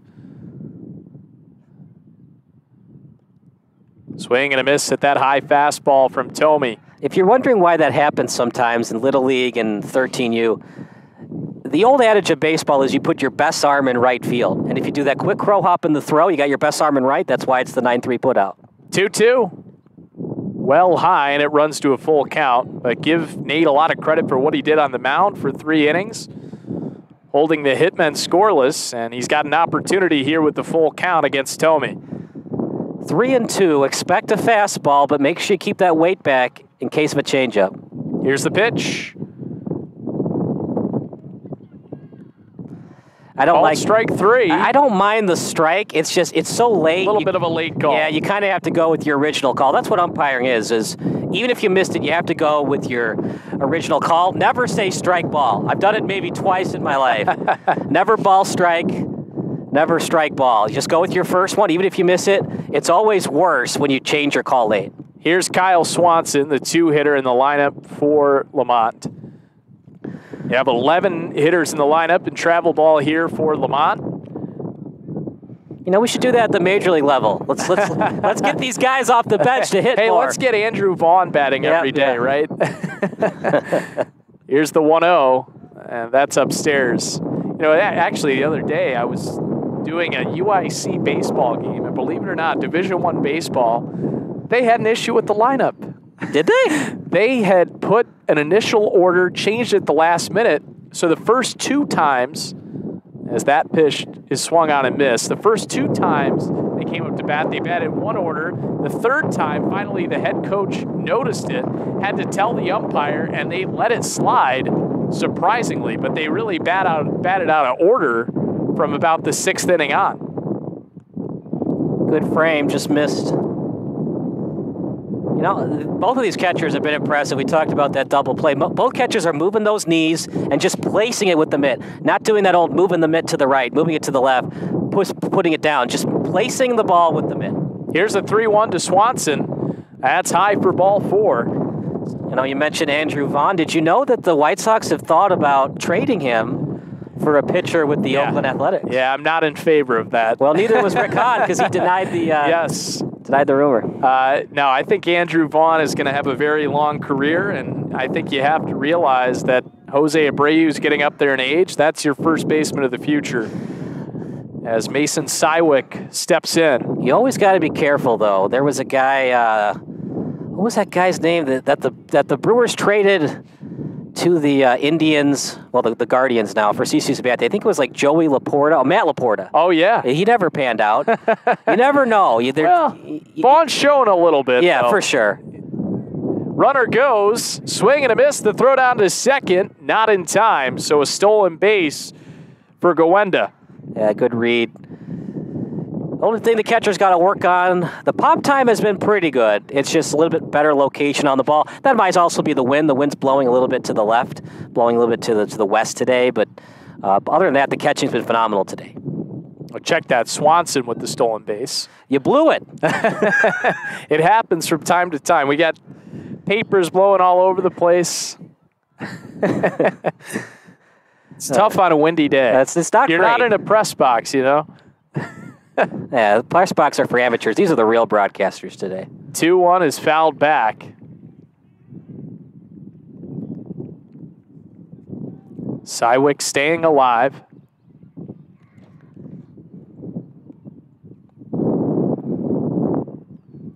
See if he can drill one to left field. It's been interesting. We've seen some inside fastballs today. It's been hard for them to extend the hands and drill it into left field. Here's 2-2. Popped up. Back behind home plate and out of play. Hope everybody's enjoying the broadcast. As always, if there's something wrong with it, just chat on YouTube. We'll get it fixed for you. But we cannot fix Connor's voice, unfortunately. You're going to have to deal with him. You're great. Yeah, I'm all right, but you're great, Connor. I don't know about that. Here's the 2-2. That misses upstairs, so it runs to a full count to Sywick. One of our favorite players was on the air for the White Sox broadcast today. And who was that? Bo Jackson. All right, yeah, all right. Yeah, a legend, absolutely. My dad was at the game. He hit the homer to win the 1993 AL West division. Payoff pitch, misses outside. The runner goes, throw to third, not in time. That squirts into left field. But Swanson will stay at third base, so runners at the corners for the Lightning. Good job on the secondary. Good job reading it, but get down, man. If you don't have to slide, you have to avoid the tag. But when you go right into the fielder like that, you're making the umpire's job a lot harder. Good opportunity for the cleanup hitter, Will Schwam.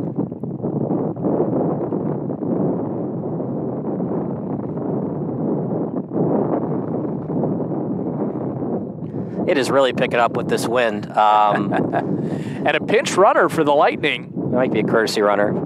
since we play continuous pitcher and catcher last 2 outs. And you've got Sywick heading to the bench.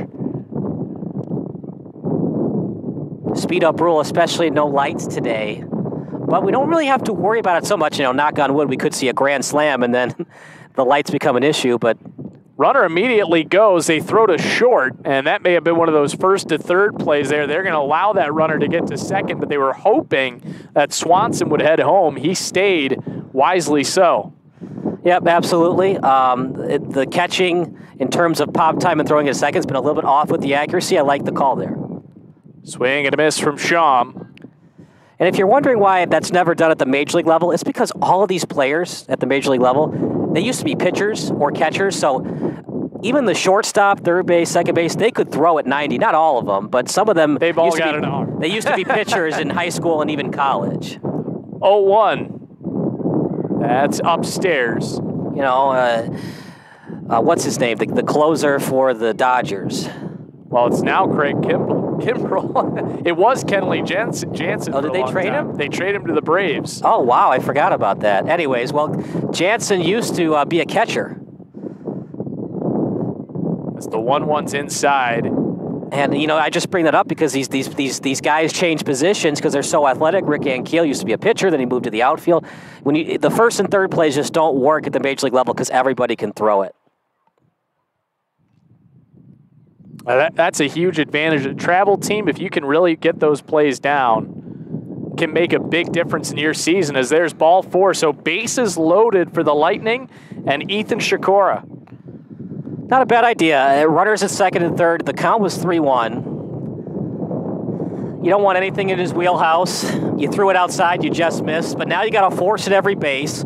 So a little number to the pitcher. If you want, you could underhand it to the catcher, although that's kind of an unwritten rule of baseball. With 2 outs, you always go to first, regardless of where the ball's hit to the pitcher. But at this age level, sometimes they throw it to the plate for the force out. Force out at any base. You don't play double play depth, obviously, with 2 outs. But if you want your second baseman and shortstop to cheat to the bag a step or two, you can definitely think about doing that. Another pinch runner there for the Lightning. Sikora at the plate. He scored the lone run of this ball game. Walked and came around to score in the second.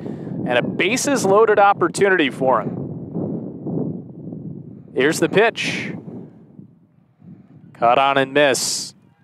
High fastball there. Sikora unable to catch up to it.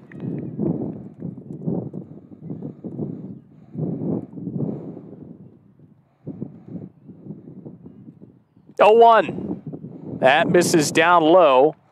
Count evens up at 1-1 to Sikora. Kyle, this really feels like a critical moment of this game. Bases loaded, 1-run game right now, but a chance to break it open for the Lightning. Absolutely. Base hit to the outfield. It dies on the grass. You probably just have to hit your cutoff man because even though it makes it a 3-0 game, you don't want to allow the runners to advance another base to have second and third. So 2-1 the count.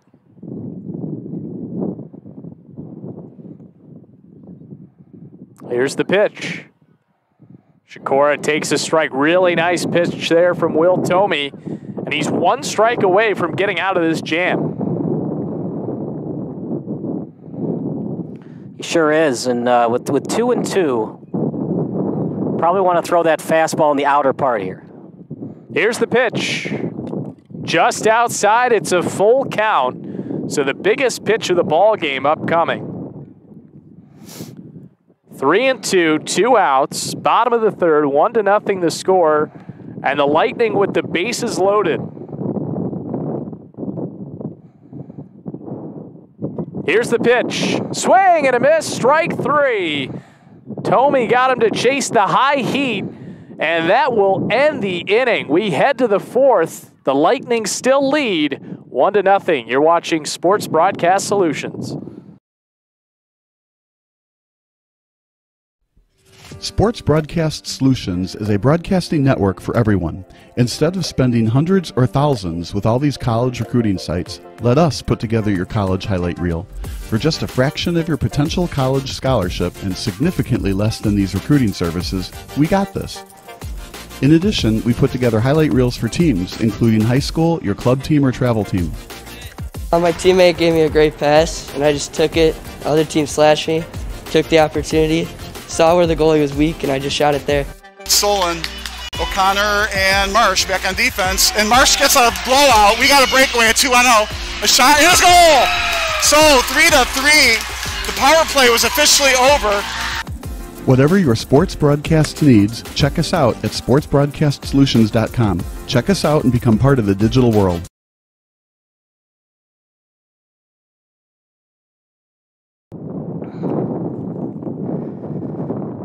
Top of the fourth, Kyle Smith alongside Connor Klingen as the wind continues here in Lemont. It's been overcast all day. Other than that, though, no rain, no drizzle, and not a lot of scoring. Only score was an RBI ground out. The air does not matter because he wasn't going to go to the plate anyways.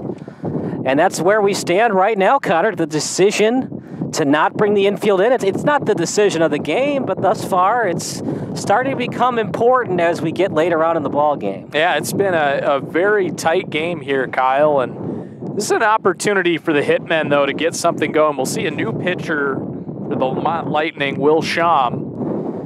He'll have to face the top of the order for the Hitmen, starting off with Christian Nicholas.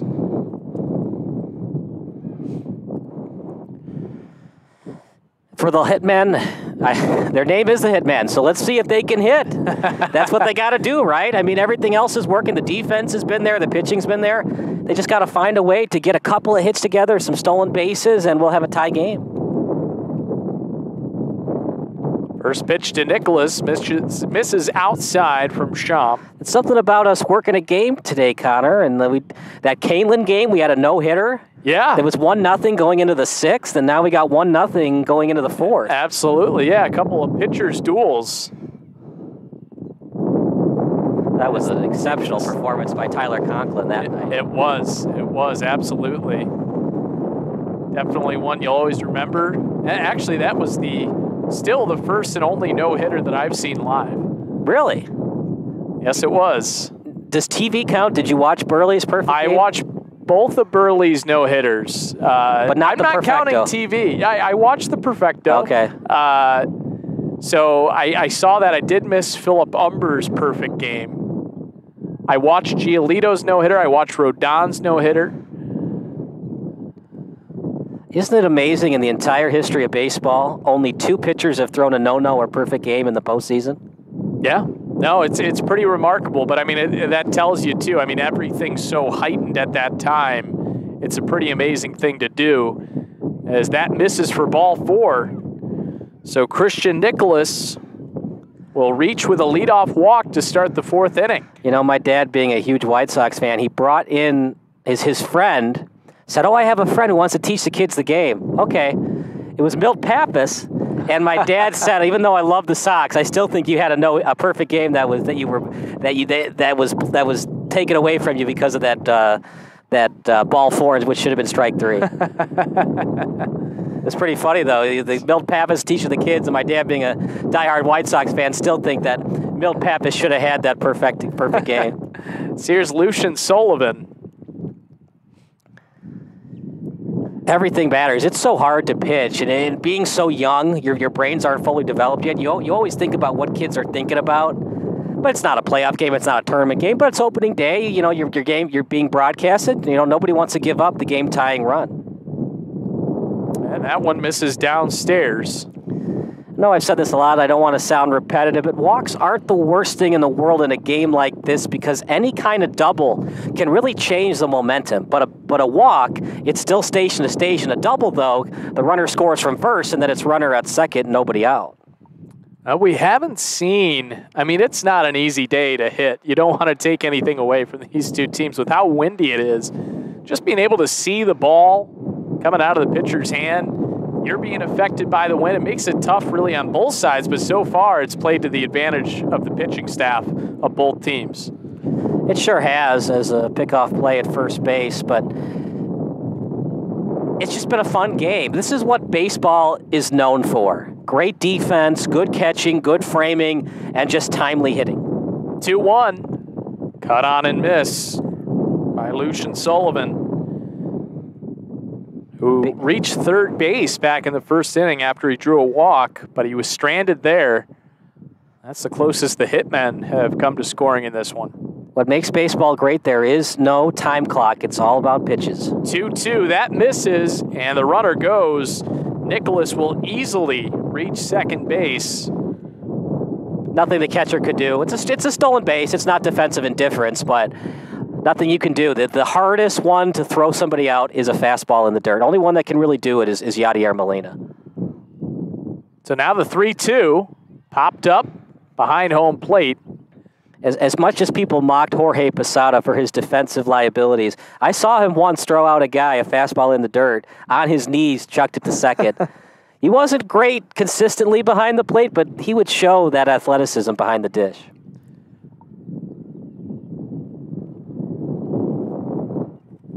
Now the 3-2 popped up once again back behind home plate. So a good job here by Lucian Sullivan keeping this at-bat alive. Absolutely, and you look at the stats from last year, when you look at the Hitmen, Sullivan did not play for the Hitmen last year. So these teams, they'll mix and match from other travel programs. Some people will play up from playing Park District ball the year before. Popped up once again behind home plate. Hope they're not running out of baseballs too quickly here. Yeah, you'll see that sometimes. That's why you always bring the bucket of balls. It's not just to, do some pop flies and some ground balls. It's also to have some backup baseballs for the umpire. So we'll see the payoff pitch once again. They do have a lot of pop in this lineup. Tomei with 4 homers from last year. And that missed for ball 4. Saw Sullivan had to wait there to see what the call was, but he'll take first base. It's just so tough, right? 3-2, you just can't throw something on the inner part. First base was open. You don't want to walk him, but you can't allow a base in that situation either. Here's Casey Fleming, and he fouls that one off his foot. Yeah, that was a break for the Hitman. That looked like it was destined for shortstop for a 643 double play. Hard to do at 13U, but it looked like it might have been a 3-hopper to short. That's an easier one to turn at the 13U level.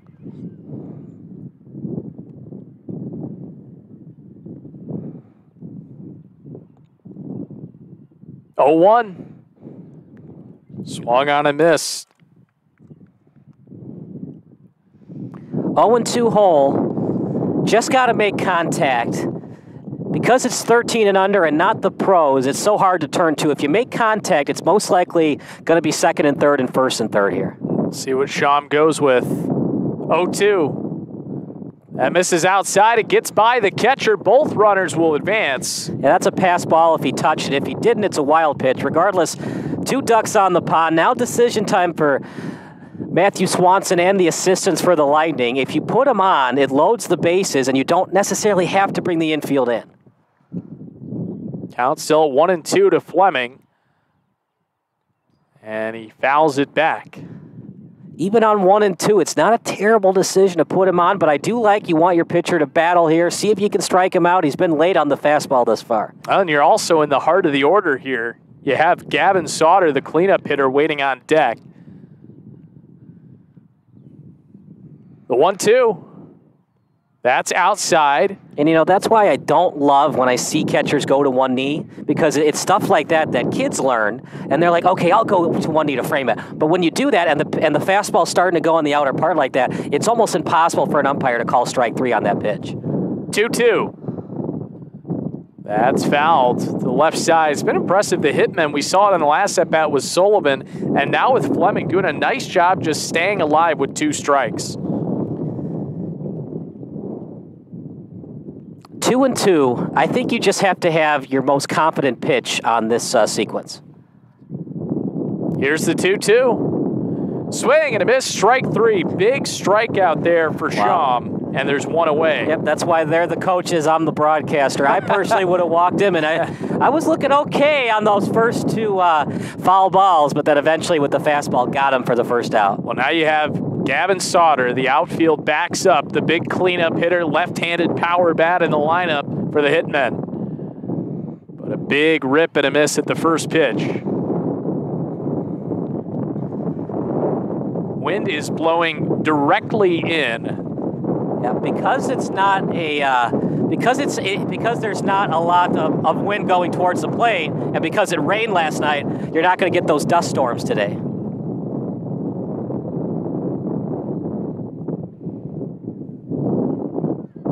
Count at 1-1. We do apologize. The generator's not working. I'll have to go to the backup laptop soon. But for now, we hope you're enjoying the broadcast. 1-1 pitch. Swing and a miss. Check that. That was strike 3 on Sutter. So 2 straight strikeouts from Schaum to get 2 outs. And now he'll face Dimitri Johnson. Big pitch right here. If it's right down the middle, swing at it. Try to get the lead. First pitch. Fastball on the outer half for a strike. So the count at 0-1.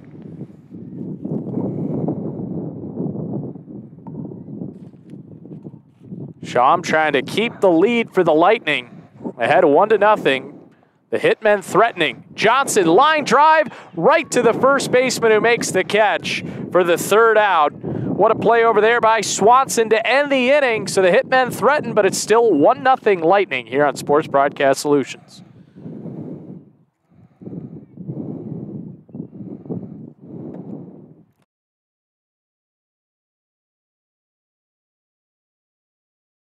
This is Sports Broadcast Solutions, a broadcasting network for everyone. Check us out at sportsbroadcastsolutions.com and become part of the digital sporting world.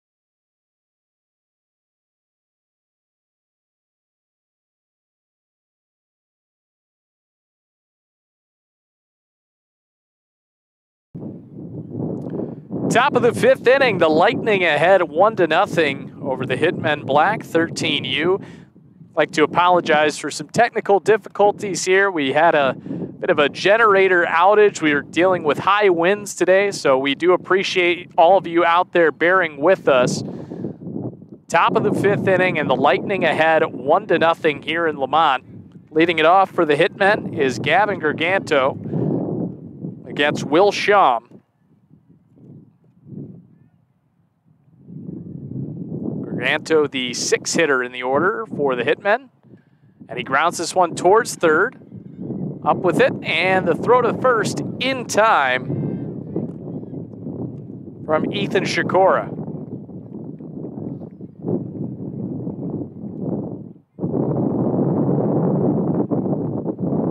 So 1 up, 1 down here in the top of the 5th.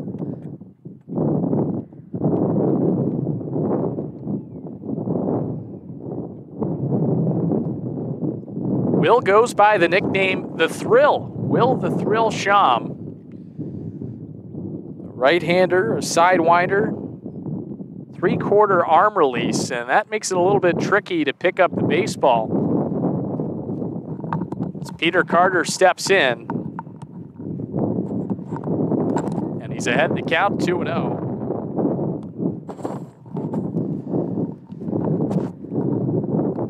One away here in the top of the 5th.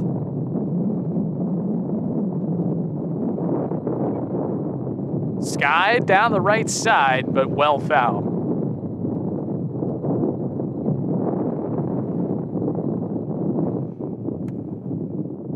So 2-1 the count here to Carter.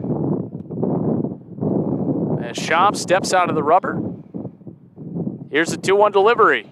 Line to second base, that's through into right field. The throw from the outfield, not in time. So Carter with a 1-out single.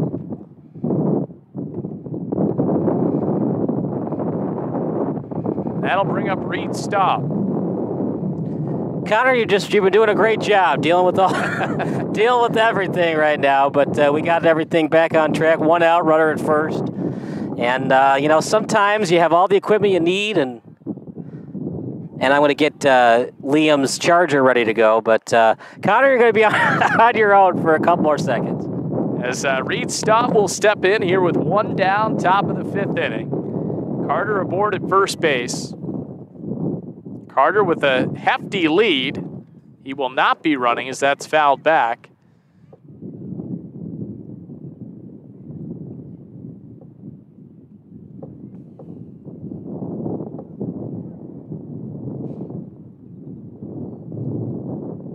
Shum comes set near the cap, throw over to first, and Carter is back well in time.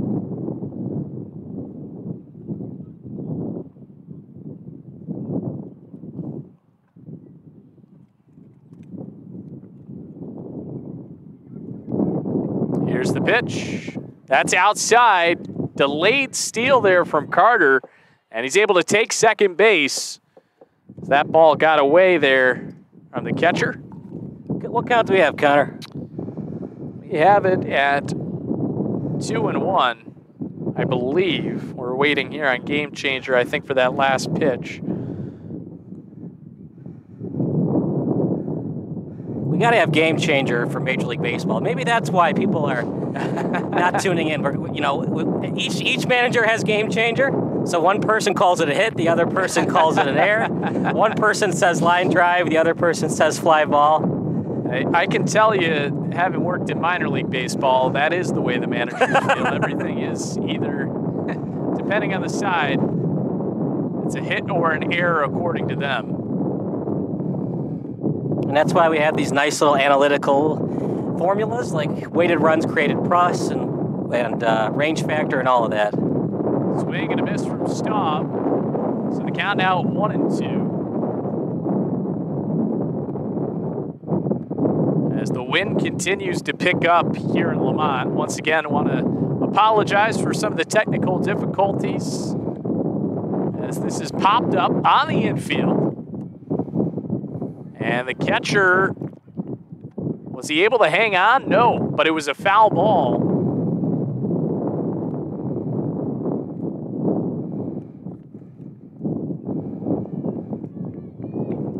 So to make sure, because I've been doing 10,000 things, I got 1 and 2 and 2 out.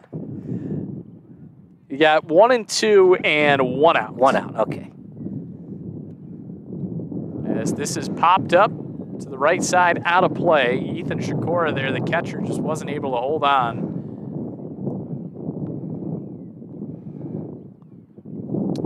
Catcher, catching is so hard, and then you got to catch the ball. I mean, those little pop flies, you never expect them, and all eyes are on you. So you catch it, everybody forgets about it. You drop it, and everybody remembers. That's a lot of pressure.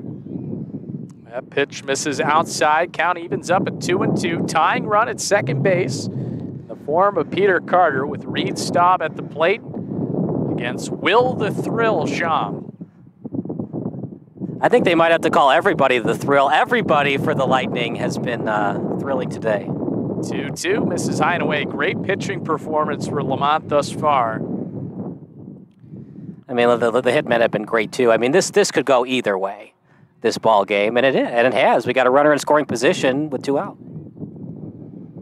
Here's the 3-2. That's inside for ball 4. So Staub reaches with a walk. There's runners at first and second. Still just 1 out in this top of the 5th.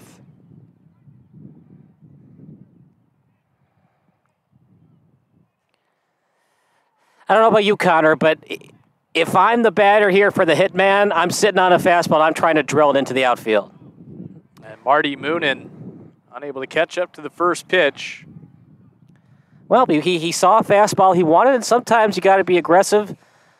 Some coaches like the Kevin Youkilis, the way you attack the plate. And, for me, I kind of like first pitch swinging. 0-1 on the outside corner. Good pitch from Sham, and he's ahead in the count 0-2. 0-2. It might be in the dirt. Not a terrible call here if you want to do a double steal. But, man, you got to have confidence in your base runners to pull that off this late in the game. 0-2 pitch. That's fouled back to the screen. Yeah, missing your spot. If that's low and away, or even if it's like right down the middle, but then it dies because of the changeup. But when you miss your spot, man, it's not going to be as crucial in 13U, but if you do that at the varsity level, that's going to be a double down the line. 0-2. Skied into right field. Long run out there, and that drops in for a hit. They'll send the runner home, throw to second. He is out, but the tying run scores in the meantime. Well, they called him safe. I don't know why, and that is a huge call by the home plate umpire. So here's the mechanic, if you're wondering at home. One man, it's tough. It's almost impossible. What you have to do as a home plate umpire is you have to run out to the mound, and you stop, and you see if he caught it. Then you run about 2 more steps towards second, and you stop. You can't make a call on the run. I don't mind the call so much. Well, I kind of mind the call. But also, out of position. You can't be behind the plate on a play like that when you had enough time to get out to the pitcher's mound. Marty Moonen with the critical hit to tie this game at 1. The RBI single. As here's Will Thome with runners at first and second. The Hitmen still threatening, just 1 out in this top of the 5th. Yeah, it's kind of a no doubles defense. Usually you want your right fielder a little bit closer to the line with the way these Hitmen have had trouble, and they've been late on a lot of those fastballs on the outer part. But, darn if you do, darn if you don't. Let's say he plays at normal depth, and then it's in the gap, and then you're in real trouble because you have a double that might have scored 2. Sham comes set. Here's the pitch. Popped up on the infield. Sham, the pitcher, makes the call and makes the catch for the second out.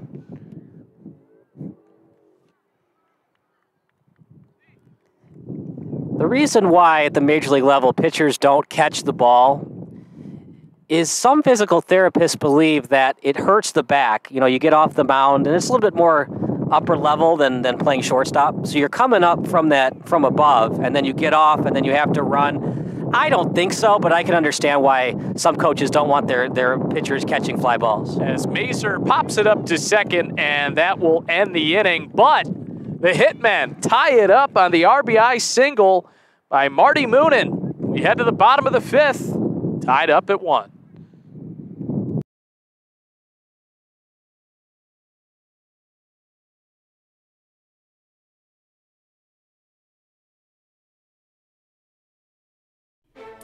Sports Broadcast Solutions is a broadcasting network for everyone. For those of you that just want raw footage of your sporting event, but no play-by-play or color commentary, you just need us to live stream video from the event over the internet. We will live stream your event on YouTube on our Sports Broadcast Solutions channel.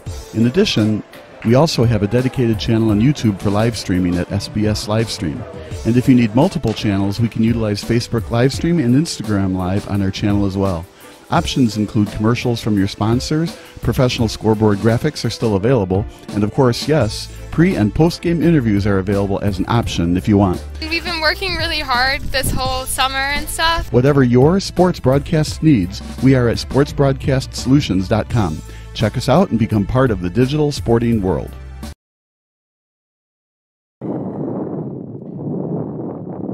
Back to the action, bottom of the fifth. It's Lamont 1, the Hitman 1. This might be a 2-1 final. We'll see in the next couple of innings. No doubt about it. We saw the Hitmen tie it up the top half of this fifth inning. Isn't that something? You never think managing matters, but the two runs that have scored, one was because the infield wasn't in, and the other because the right fielder was playing more to the right, no doubles defense, and those weren't wrong decisions, but they impacted the game. They certainly did, and it's a very tight ball game, as now we'll see Taylor Mazer, the new pitcher for the Hitmen.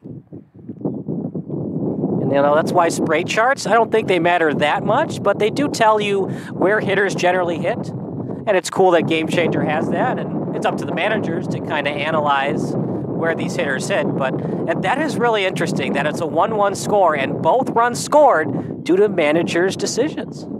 I mean, of course, there were stolen bases and everything before that, but it's kind of interesting. Well, yeah, it was a big play, yeah, sending the runner from third and getting that run scored to tie it up. I think a game like this, you have to be aggressive.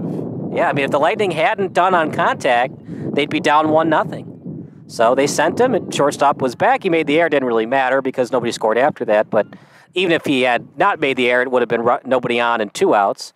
But here we go, bottom of the fifth. We're running out of daylight, and right now the time is 6:54. We probably can't start an inning after 7:15. Anthony Pecoraro will lead it off for Lamont. And he takes a strike from Taylor Mazer. Both teams have been very confident in taking the first pitch, and if that's your strategy, you can't change things now. As that misses upstairs over the head of Pecoraro. And that's kind of the difference between Park District and Travel Ball. Park District, you won't have the discipline to lay off that high fastball. Both teams travel. They've been playing a long time. Travel Ball laid off that high fastball. Here's the 1-1. Pecoraro grounds it towards the third baseman. Johnson, the throw to first in time. Nice play there by Dimitri Johnson for the 5-3 putout. That's kind of the hidden secrets of playing first base. Is it doesn't look that difficult, but you have to make split decisions, executive decisions. Do I stretch for the ball, or do I have enough time to get off, catch, and come to the bag? And Gavin Garganto. Yeah, all you have to do is know what kind of stretching ability you have as a first baseman, your athleticism, how to jump up to get the ball. Great job by the first baseman for the hitman to make that play. So now Joey Fiore steps up for the Lightning. Had the count 1-0. And that misses upstairs, so he's ahead 2-0. In the catbird seat, 2-0. Anything on the inner part, you're swinging. Anything on the outer part, you're letting it go and hope it's ball 3. As we approach 7 o'clock here in Lamont, the 2-0. Fiore takes a strike. It was a pitcher's pitch. It was definitely a strike, though. It looked like it was crossing just below the knees, and you don't play a major league strike zone at this age level anyway. That's not a pitch you want, though, on 2-0. Now the 2-1. Swing and a miss from Fiore. Count evens up at 2-2. Hope you're enjoying the game. We sure are. And maybe we'll get a walk-off today. Wouldn't that be something? It's certainly possible. As the 2-2 misses low and away. So it runs to a full count here to Fiore. One down, bottom of the fifth. Nobody aboard for the Lightning.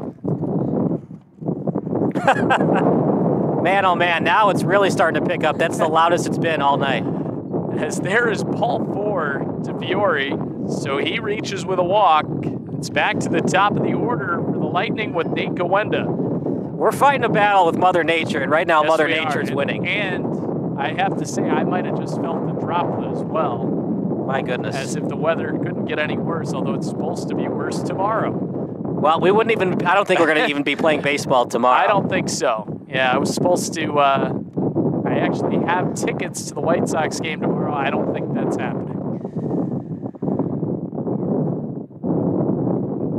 As Nate Gawenda is ahead in the count 1-0. Swing and a miss there to even up the count at 1-1. Gawenda started this game for the Lightning on the mound. Did a really nice job, 3 scoreless innings.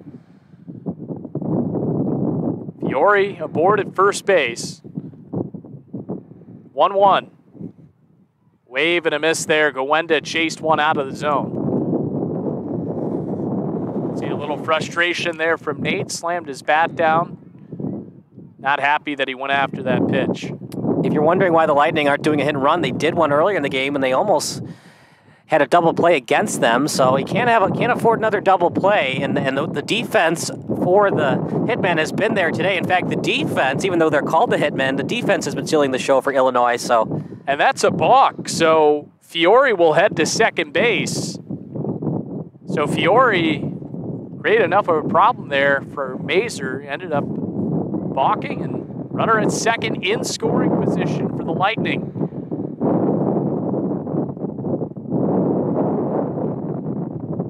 The 1-2 to Gawenda. That's in the dirt.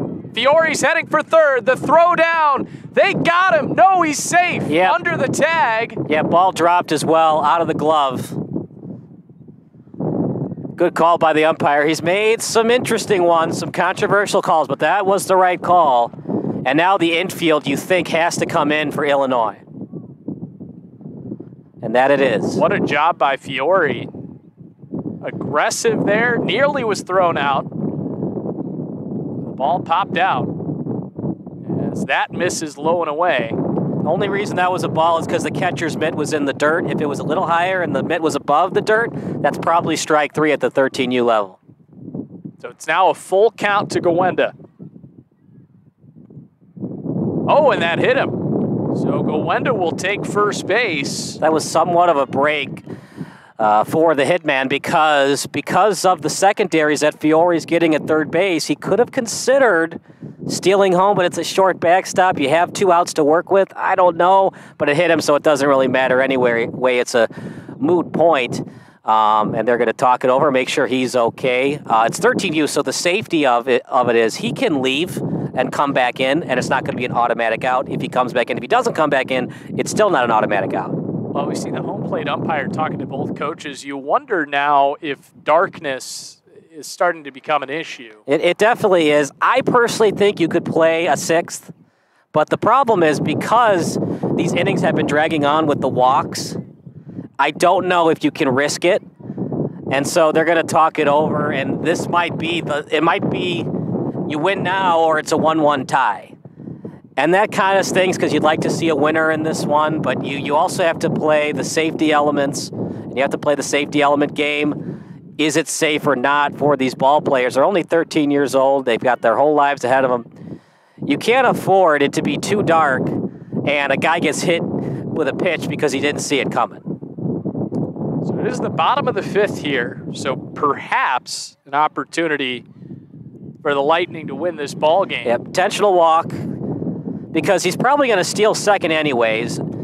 They've talked it over with the coaching staff, and now we don't have the umpire and the coaches, Swanson and Carlin, mic'd up for the Hitmen and the Lightning respectively, but that's got to be a future investment. Oh, I've got the mics, but it's a hassle to get set up. Here's Sywick, and that misses low and away. Bases loaded for the Lightning in this 1-1 game. It's a shame, too, but the other issue is, too, even if we had played a 6th inning, I don't know if the Hitmen would have scored anyways. And you could always play that game all night long, but here we go. This most likely will be the game runner at third base. As that misses outside to Sywick, so he's now ahead in the count 2-0. Outfield shallow. Anything over the head, they're probably not going to go after anyways. And we do not have confirmation that this last inning, so potentially could have 3 runs here if you hit it over the head of the That's outfield. true. I think they're just going to play it as a bottom of the 7th, and it would be a walk-off walk or a sacrifice fly or whatever. As it's now Sywick well ahead of the count. That's interesting you bring that up, though, Connor, because some of the tiebreakers are runs scored for your seeding for the WSBL. 3-0 pitch. He was taking all the way, and that is strike 1. Could have gone either way. I always hate that rule. It's got to be a strike unless it's just so blatantly bad that it's a ball. But it was close, and I understand why the umpire called it a ball there. The 3-1. Sywick pops it up to the right side and out of play. That's close. And the generator goes out again, but we've got enough battery, I think. Oh, boy. Well, got enough battery if this is the last inning. Well, I think we're just going to have to call it for the stream. So we appreciate you guys watching. We've got, oh, man, what a night. What a night it's been. Here's the pitch to Sywick. And that misses outside for ball 4, so the run comes in to score to make it 2-1 Lightning as Sywick takes the walk and the Lightning win it 2-1. They're going to call it for darkness. The Lamont Lightning start out their season 1-0, and Mason Sywick draws the walk-off walk to give the Lightning the victory. Well, I asked if it was going to be a walk-off. It's not really a walk-off. It's a 5-inning walk-off because of conditions, but you know what? They're 13. We'll call it a walk-off win. How about that? The walk-off walk as the Lightning wins opening day. You'll take the win any way you can get it, and an exciting finish to a well-played ball game, well-pitched, good defense on both sides, and an exciting win for the Lightning. All right, Connor, you've had a tough day, man. You're dealing with that Chicago traffic. You pick who gets the MVP for the Lightning, who gets the MVP for the Hitmen. Well, you know, I'm actually going to go with Nate Gawenda for the Lightning with 3 innings of scoreless baseball to start off this game. I know Sywick had the game-winning walk, but I'm going to go with Gawenda with the 3 innings pitch. And for the Hitmen, I will go with Marty Moonen. Okay. Who had that RBI single that tied up this game, but unfortunately for the Hitmen, the Lightning come out 2-1 winners. Yeah, that's the problem with no lights. It always favors the home team, right? Because you never know how many innings you're going to play. But they're called the Hitmen for a reason. They're a very good hitting team. I've seen them in previous travel games. They just didn't have the hitting shoes on tonight, and it's very hard to win games when you only score 1 run. There's only one way to do it, and I don't see Mark Burley becoming a 13-year-old anytime soon, you know, going into the DeLorean, going back to his 13-year self. It just didn't happen tonight for the Hitman, but they played a heck of a game, and they're going to have a heck of a season at the 13U level. Tough night to hit in this kind of wind, but a well-played game defensively and pitching from both teams, and give credit to the Lightning coming away 2-1 winners. All right, so we're going to go with Connor's decisions for MVPs of the game. So for Liam Karate, Connor Kling, and I'm Kyle Smith. That does it for our play-by-play broadcast. Post-game interviews coming up next, brought to you by the Lamont Lightning.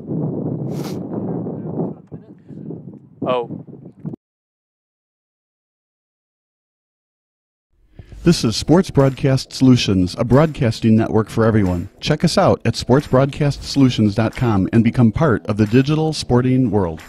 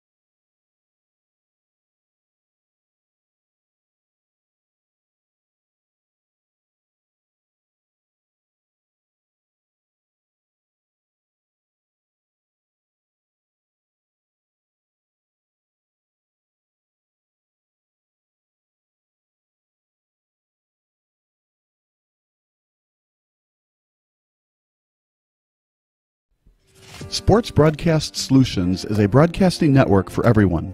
Instead of spending hundreds or thousands with all these college recruiting sites, let us put together your college highlight reel. For just a fraction of your potential college scholarship and significantly less than these recruiting services, we got this. In addition, we put together highlight reels for teams, including high school, your club team, or travel team. My teammate gave me a great pass, and I just took it. The other team slashed me, took the opportunity, saw where the goalie was weak, and I just shot it there. Solon, O'Connor, and Marsh back on defense, and Marsh gets a blowout. We got a breakaway at 2-0. A shot, and it's goal! So 3-3, the power play was officially over. Whatever your sports broadcast needs, check us out at sportsbroadcastsolutions.com. Check us out and become part of the digital world.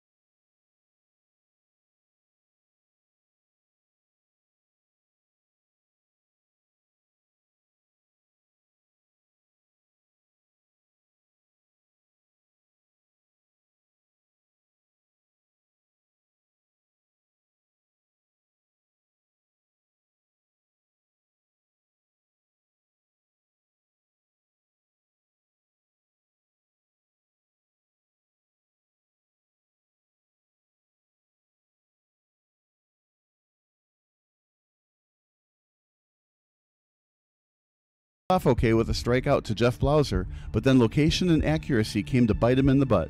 A walk to Lonnie Smith, including a can't-have-it wild pitch, put Kelly in a tough spot. Guthrie was able to jam Terry Pendleton, but with Chuck Knobloch playing a double-play depth, Pendleton's little nubber got enough of the AstroTurf to give him ample time to claim the infield single. Just like that, we have bases loaded, and Kelly was forced to go to the bullpen yet again.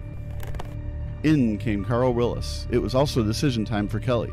Should he bring the infield in, bring in the corners and play double play depth, or play double play depth around the infield?